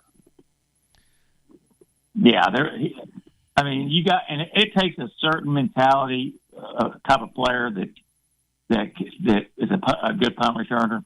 There's only a few. We had one a couple years ago, Williams. We had the Berry brother. He had it. I saw it in Bucar last year. He got to get that ball and get it upfield. And there's just a few of those guys, and he didn't. He's got to be the guy going forward. I would be, if I were one of those kids and you gave me a chance, even if you told me that, if there were 5 to 7 yards, I'd catch that ball and try to make something happen. I'm a competitor. Yeah, but you know what I mean? I would say, screw you. I'm going into business for myself. I'm serious, Bino. Well, I mean, those I opportunities. I know you're serious. Catch that damn ball and run with it, man. Who was back there, Jeff? Was it Morris kid, the freshman, was the one catching it back there? Yes, at least one of them, it was Morris. I'm not sure that it was both times Morris, but at least once it was him. Yeah, and a freshman's not going to go into business for himself. You put a veteran player back there, especially a guy if you got a guy out of the portal, he'd go into business for himself. So, y'all have a good day. Thank you, brother. Really good Thanks, calls Dave. today. Haven't the calls been great today, guys? Outstanding, Tony. Start to finish. And their second call. And our friend down in Harriman, I thought was playing a bit last week, and he's for real. Oh, Billy's out there, but he watches things. Yep. He's an observer. No question. He's growing on me, man. I mean, Billy, athlete's foot between my smallest toe. I don't think Billy really wants to talk to you and I. Yeah. But he's nailing some stuff. I like me some Billy now. Billy's an observer. He growing on me like athlete's foot. Hey, Tony, a couple of humorous things that happened this weekend. Yep. I think we got our first, I guess it's the first one I've seen in a decade or more. Our first fan flipping off the camera down there at Alabama. They left it on him too long, and he just flipped them off. Get that camera off of me. And then the Oregon Duck comes running out, trips, loses his head. He covers up, Tony, and runs back in that tunnel like he was on a perp walk or something. His identity must be withheld. College football's got to be the greatest thing going, guys. They can money this stuff up. They can pull the soul out of it in these stadiums. They can put it in pro stadiums. They can do all the shit they're doing. And they cannot pull the magic out of it. It is such a magical thing, man. That's a great point. Once they kick it off, Tony. Once they kick it off. It's just nothing all like that other stuff's just nonsense. Goes by the wayside. It's kids playing football, and it's unpredictable. It remains unpredictable. It is such an interesting sport. Hello and welcome into our next call. And the way Tennessee played over the weekend with that quarterback from the very beginning was so interesting. So interesting. Hello and welcome into our next call. You're on the air. Hey, Bino, the best part was the guy who grabbed the duck head and went flying, running in as hard as he could behind the duck. Yes. And then 5 minutes later, the duck comes back out on the back of the motorcycle. Yeah, good times. You're right, boys. Between the pageantry and just the sport in itself, they're never going to be able to ruin it. They'll try every way in the world, but we're going to love it no matter what. Yep. True. Takes on the weekend. Bama returned 16 starters, and they're just a juggernaut. Maybe they returned 16 starters for like the first time in about 17, 18 years, because maybe those guys weren't so great. And maybe that team that lost to Vanderbilt and Oklahoma and then Michigan in a bowl game when they all opted in, maybe that's a bunch of 16 starters is a bunch of Harrison Bailey and Dante Moore and Nico Iamaleava 5 stars that Bama's had. Something I read that stunned me, Rusty, and I didn't. In his last 10, DeBoer's 5-5 there. Yep. You're not going to survive many of those in Alabama. He's lost as many times to an unranked time. team in just a season and one game than Saban did in whatever all the years he was there. Wow. The film showed that Florida State was good, and Gus is good against Gus is owned.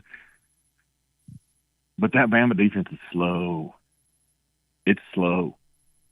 It does not move laterally well, and it got pushed around at the line of scrimmage. It's not the vintage Bama defenses from the last 10, 12 years that we thought it was. Now, we still got to go down there. That's going to be a pain. They're still going to beat Bama teams, is especially slow. Now, did you ever think you would say that? Watching that program over the last decade, but Bama is slow. Wow, it's crazy. Is it the portal? Is it that they're not 3 deep and they can find the best guys anymore at every position, and they can weed out the ones that don't pan out? And back 5-8 years ago, they had so many guys that they could weed through the bad ones and get the best ones there, and they were hoarding it all. But it's not close to the same type of athletes. It's just not. And we all think it. We all thought it was. We've all believed it. We all thought the Oklahoma. We thought those games were an aberration. They're not. They're not scary anymore. Georgia, extremely scary. Texas, extremely scary in a loss. Texas is got dudes that run to the ball everywhere. That game up in Columbus was going into a hostile environment, and one play basically won the ball game, and the quarterback on Texas team didn't play great, but they got dudes. My goodness. You're right. It's speed everywhere. That's why this Georgia thing, Rusty, to me is like scratching a lottery ticket. I mean, you have a chance. It's in your building. But this that Bama thing, man, they got damn run over and run around. It was really strange to see that. Yep. They had a bunch of quitters too. They didn't want any like midway through the second quarter. They had guys that weren't running to the ball with any kind of heart. It's the discipline's not there either under the new coach. It's not the same. And you're right. The Georgia thing, we got to play an A+ and they got to play a C+ at home for us to have a chance. I'll say this based on the weekend. The linebackers, Spillman, Carter, Thielander, when those guys are on the field, we're really good at linebacker. It's a cliff of a drop off when 2 of those 3 aren't on the field together. I mean, it's really bad. Watching the film back, really good with those guys. They all play well. They did their jobs right. They got into the right gaps for the most part, ran to the ball with authority. But man, there's just no depth there, and I don't know how you get depth there with the portal. Offensively, we're at worst as good as we were last year on offense on a team that went 10-2. So I said it before the season started. I said it before Saturday. 9-3 is the most likely because you got to go to Bama and Florida instead of getting them at home. That reversal of year makes it harder to get to 10 wins because you count Georgia as a loss on the road, but if you can get the other two at home and beat them, great. So this year's just 9-3 is more likely, but we're probably about the same team as we were last year. Probably a little bit less on defense and probably a little better on offense. Lastly, two more things. One is Boo Carter has to be in the mix more heavily now. McMurray's got to move out the corner, and Boo's got to be playing probably every down at star. I think that's what we're going to find out going quick. Or maybe Boo goes and plays corner now. I don't know, but he's going to be heavily in the mix. He just got thrusted back in to be a much more important cog. Like, he was already important because we're better when he's on the field as a whole. Tennessee's a better football team with him, but he's much more important now, at least until Gibson or McCoy are back. Lastly, I'm a tattoo guy. I have several. I have a sleeve on one arm. But I'm a guy who wears a suit a lot of time and don't ever want any of my ink showing if I'm in a business setting, and think it's terrible when guys have them that are exposed on their necks and things like that, and it wears me out when I see stuff like that. But I'll tell you right now, old Carson Beck, I'm an advocate of him getting a face tattoo because I think it would help. Thank you. He is a really... Don't say it, Tony. He's got the horse teeth thing going. He's just an odd-looking guy.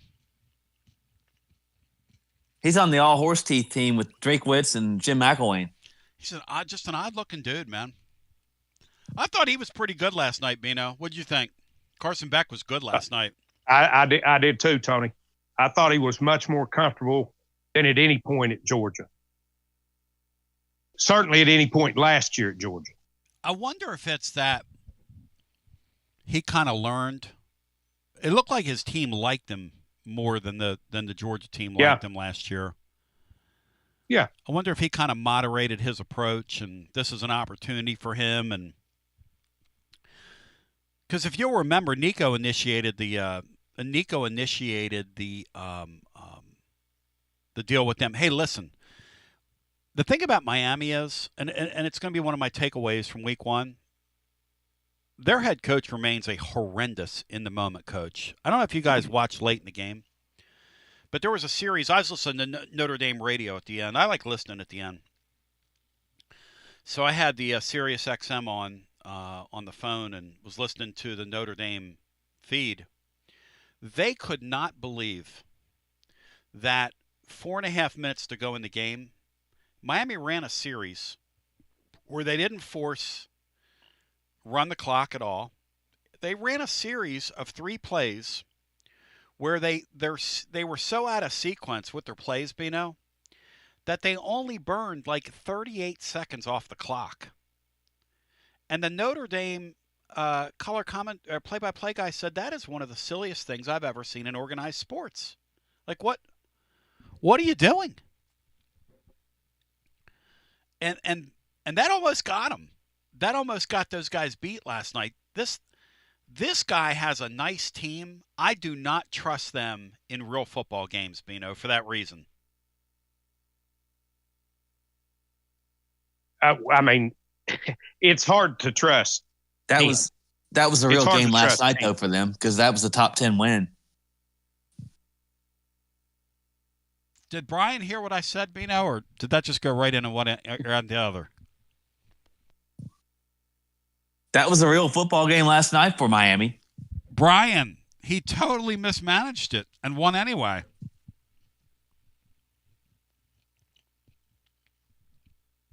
You don't just give a ball back to an opponent running 38 seconds off a clock in a one-score real football game. That's how you get your ass beat, man. And those little things in these games are so important. It's one of the reasons why I love the game so much. It's those little things, those little decisions. And that head coaching thing can't be hard, you know? But these guys now, it's not just them. They have a whole army of people And they have all these charts, and they have all this shit they do, and they have all these, they sit around in the off season and they they're plotting world peace and war and everything else. You can't do that at the end of a game, especially when that's your reputation. I mean, this guy. Were you guys watching it at the end? Did y'all see that? They run it real quick. I mean, they throw the ball like 3 times. Like, what are you doing?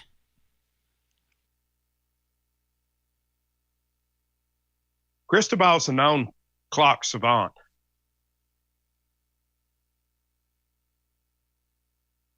He sort of took a chance by settling for that long field goal there that gave him the lead. I know it gave him the lead and he made it, but if he misses that, Notre Dame's in great shape. And he didn't really try to get much closer, but in the rain, that's taking a chance.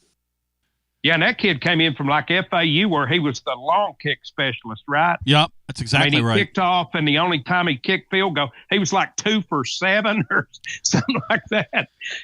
That's just when it's your night, man. When it's your night, it's your night. He drilled that one, I tell you that. Back to the phones we go. The thing that'll be really interesting is, if Notre Dame loses 2 from here with the schedule they've had, are they going to get locked out of the playoff, or are they going to let them get in? Back to the phones we go. Comrade Golish and his bunch, if they play Florida close and play Miami close, will they get a special dispensation out of that group of 5 deal? Because they're vaulted now to the very top of the pack in that deal, the G5 playoff spot. Back to the phones we go. Hello and welcome in. You're on TLD Logistics Overdrive Overtime. Hi. How you doing, bro? Hey, how you doing, bro? I'm good. Tuckahoe Joe. Good to talk to you, Tuckahoe Joe. Right. Well, did you see the boys from Comrade Golish? Did you see them play? Did you watch the game? Oh, yeah. Well, they're something else.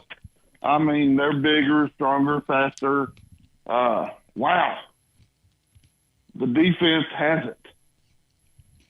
The number's 14 in that game this weekend, and that's going to be a very, very, very interesting football game. It is going to be on time, and you make me want to go read the Salsa Readers. I'm watching you on your YouTube channel, and thank you for that. But our boy Joey Football, as we've called him, Joey Pigskin is a good name too, but Joey Football is really his name. Really balled out, I think. Couple of high throws. Did you see the Smith kid? He overthrew him, but the Smith kid looks like a football player, period. And did you see that? Me now? Well, yes. I think he and Rodarius Jackson probably have an opportunity to become a part of this rotation, solid part of this rotation. That's my hopes anyway. I believe both of those kids are good football players. Well, I do think Brazel looks that way, but from what we've talked about all summer, he acts like he's a superstar, and he's just waiting in the wings to go to the NFL, which upsets me to the nth degree. It's the time, and all that stuff makes me mad, just like with Boo Carter. Brazel had a couple drops the other day, but he had his moments in that game. He's a guy that's extremely talented, and if they can keep his nose to the grindstone, keep him locked in, kind of like that catch he made in the Alabama game last year. Right. He'll make some big plays for you. It's just keeping the wheels on a guy like that. That's the challenge. Dude, you've got to keep him. He's not Katy Perry. He needs to know that. Yeah. Come on. Let's go. This is Tennessee football. We ain't screwing around here when you run out of the tee. Makes me so mad I can't see straight. It upsets me about Boo Carter also. Now, your boy TGME, D said that Boo was over there on his own. Boo needs to get back in the rotation. He needs his, Kesselman needs to have a big boy conversation. No, he never say, said right. he didn't say he was on his phone. He just said he was disengaged in the. Right, disengaged. You're right. Yeah, but he he wasn't looking at his phone now. Come on, that's not what Matt said. Well, you're right. You're right. But he needs to get back engaged with his teammates. I've had kids around me in my life when I was younger that were disengaged. Boo needs to get re-engaged with his teammates. Bino, are you counting anytime soon on Boo Carter being engaged with his teammates? Are you counting on that anytime soon, being Star? I mean, Tony, I hope he's a young man that learns from what's happened here. We'll see. But no, I'm not betting any huge amount on that happening. You know, Matt is a terrific asset to what we do. And Matt, when he goes, is extremely observant. I mean, Matt's a guy that really notices kind of everything. And Matt watched him on the sidelines. Now, whether that's fair or not, some people said, well, you guys are picking on him. It wasn't me that brought it to the table. It was Matt. Matt said Saturday, and it's the first time I brought it up today because a caller brought it up, but Matt said that Boo Carter, when he wasn't in the game, was kind of just sitting over there, wasn't even engaged in what was going on defensively, really was just kind of passive, just sort of hanging out.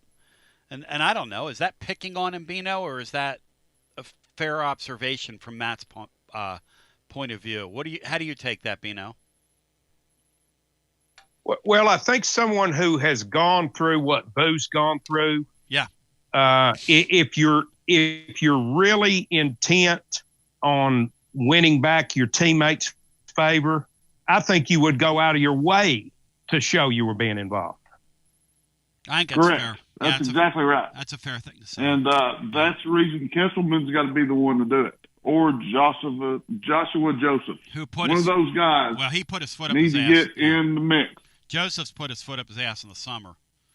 So. Well, I don't care. That's fine. I've been in fights with many of my teammates in my life.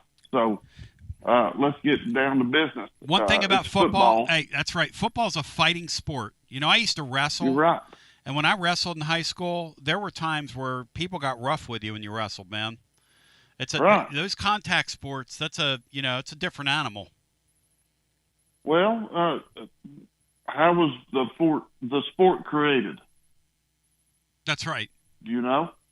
No, I don't. It wasn't about that. The origins of it, no. Really? West Point? General MacArthur? Come on now, let's get with the program. It couldn't have been MacArthur. MacArthur was World War II. We were playing football 70 years before he came. No, MacArthur was World War I. Come on, let's get with the program. TB, yeah. We've been playing football since we've been playing football since the mid 1800s. Right, but he led West Point, and that's how football really got started. Come on, let's get with the program. Love you. Your timeline doesn't match up, Tuckahoe Joe. You need to go revisit your history books. If you're going to give MacArthur the nod there. I love you, and I'm for you, not against you.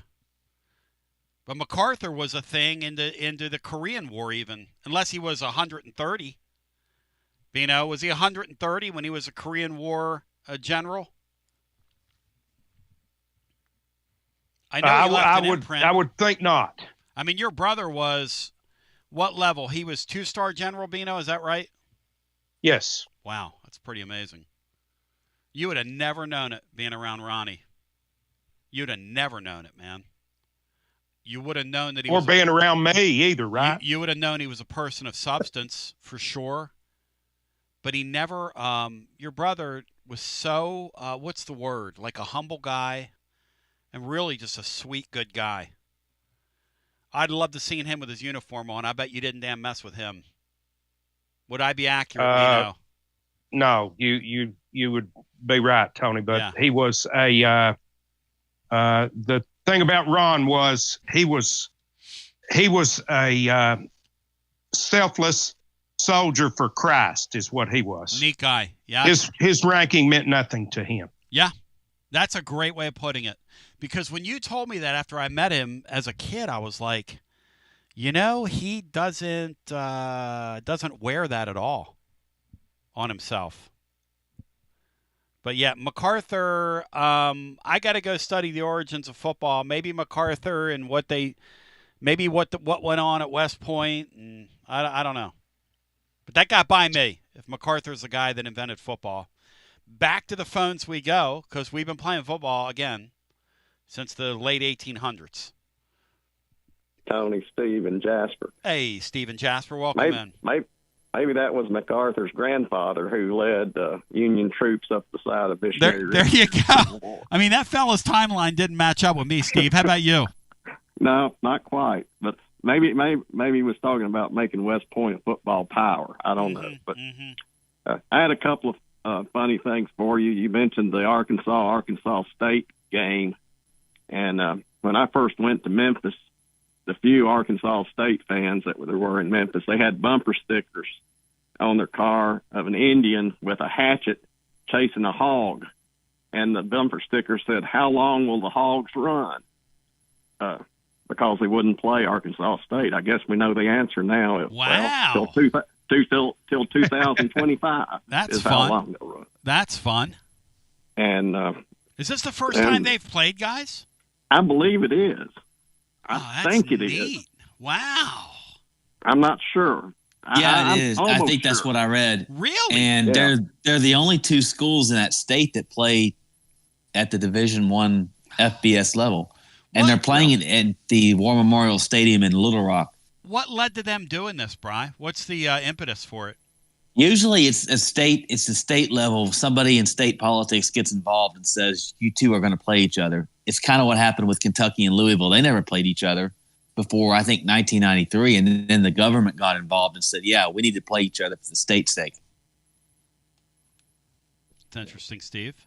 Well, the other funny thing is I went down to Atlanta, and the time that the section where I was sitting in the mezzanine level got most animated was when Syracuse looked like they might cover there in the fourth quarter, and was all, and Tennessee wasn't going to cover the line. And I actually, for this game, since it was indoors, no threat of rain, no hot, no cold, actually took a date to the game. Nice. And Bino will get a kick out of that because he knows my rules for going to Neyland Stadium for a date. But good but for I you, to her, Steve. We're evolving here. Yeah.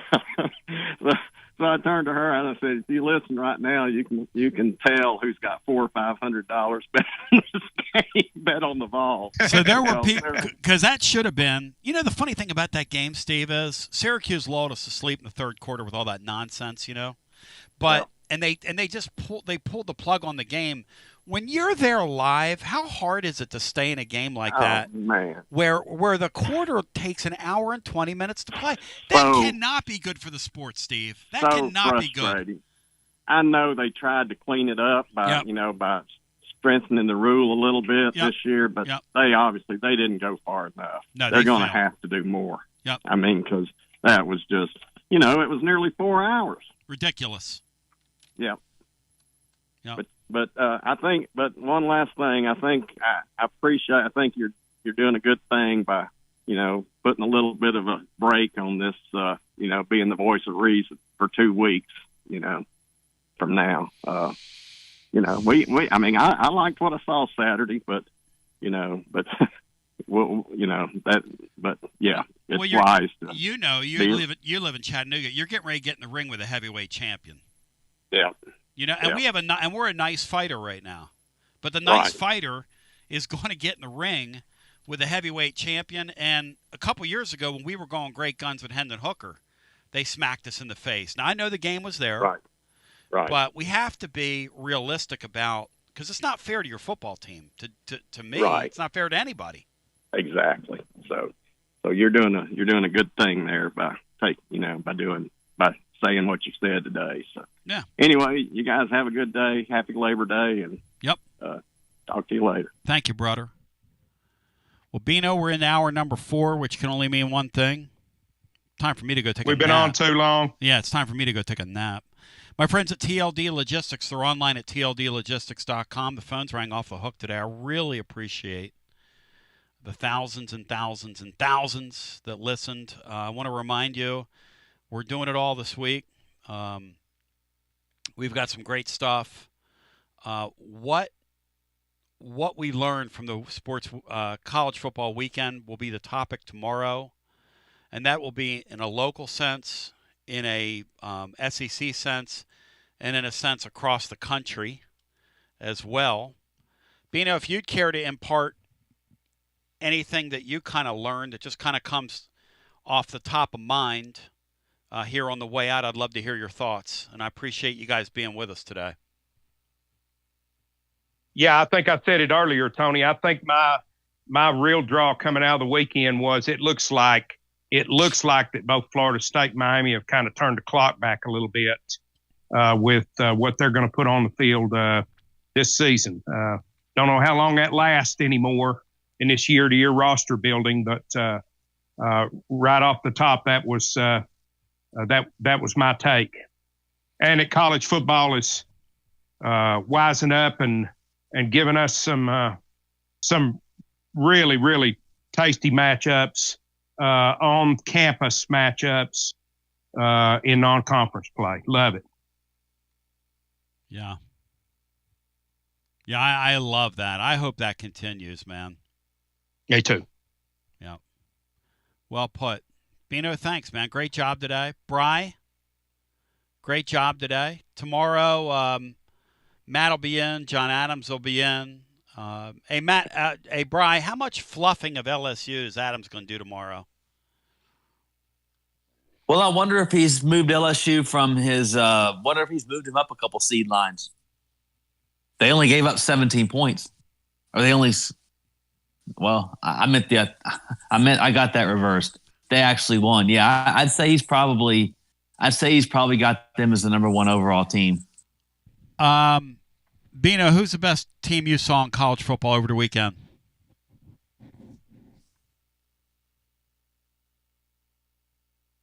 Boy, that's a good question, Isn't that Tony. a great question? Isn't that seriously a great question, yeah, right? I would probably say LSU looked better to me than anyone else both phases. I don't think they're the best team, but they look the best to me. I don't trust them. No. But I do know that they only scored 17 points, though. I mean, I don't know if, and I think I think they got to hang on to the football a little bit better. I'm back to this, though, guys. Clemson's defensive line is absolutely elite. Here's an observation for you. 4th and short and kicking field goals in college football is a rumor now. That's over. That's my observation. The days of it's 4th and 2 and I'm not going are over. Everybody's going now. I don't know if you guys noticed that. Everybody's going. The other night, Brian Kelly at halftime, it's 4th and 3, right around halftime. You have got to kick a field goal there. Now, he got away with it. They would be screwing, tattooing, and barbecuing him today, Cajun style, if they'd have lost that game by a score. Because that was a silly decision. It's what all these guys – and that's filtered down from the NFL, Bino. There is no more 4th and short and I'm not going. That has absolutely filtered down from the NFL level where everybody's going now. Everybody's going on 4th and short. So C was telling me, it's funny, he was watching a game on YouTube. He was talking about that Tennessee-Notre Dame game, the Miracle at South Bend. They gave a ball inside to the bus. He was stopped, and it was 4th and short around midfield, Bino, and they brought that punting team out there and punted immediately. And nobody back then it was automatic. Nobody back then questioned it. Today, Jerome Bettis, you're dealing with him twice in a row. Yeah. That's the difference. Today's game, with the analytics and the way these guys have studied the numbers, and I don't know if I agree with all of it, but they are not giving the ball up, and they're not kicking field goals anymore, Butch Jones. There's no more 17-yard field goals. That's one of my observations coming out of the weekend. That is truly filtered down. But, guys, it was fun. To the listener, I love you. Check us out over at tclub.team. We continue to grow. Hey, do me a favor. Go over to our YouTube channel. Like and subscribe and set your notifications. I might be popping in there with a video later today about what we've learned. I think I'm going to grab C and do a bullet point sort of what we learned video off the weekend. And we'll come up with some things I'm sure that you haven't thought of, and maybe you can give me some that I haven't thought of. Email us at tclub.team if you want to shoot me some of your observations on what we learned. But, Bino, thanks, man. And Brino, thank you. Appreciate you, boys. Appreciate you, boys. Till we meet again, for everybody behind the scenes, thank you to TLD Logistics online at tldlogistics.com. Special shout-out to my lovely bride, Laura, today, who had to coordinate all that stuff with the fan run folks. And everything that went into that behind the scenes, that never gets pulled off if that's left up to me. That's called no chance, Charlie Brown. But with her, all things are possible. She gets it done. Love you, appreciate you, peace. Here's today's show right back at you.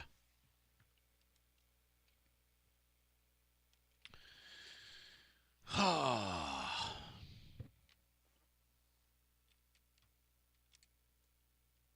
going to take me a nap, sweetheart. I think I should probably ride the bike a little bit before I do that, though. Just to kind of stay with it here. Loosen up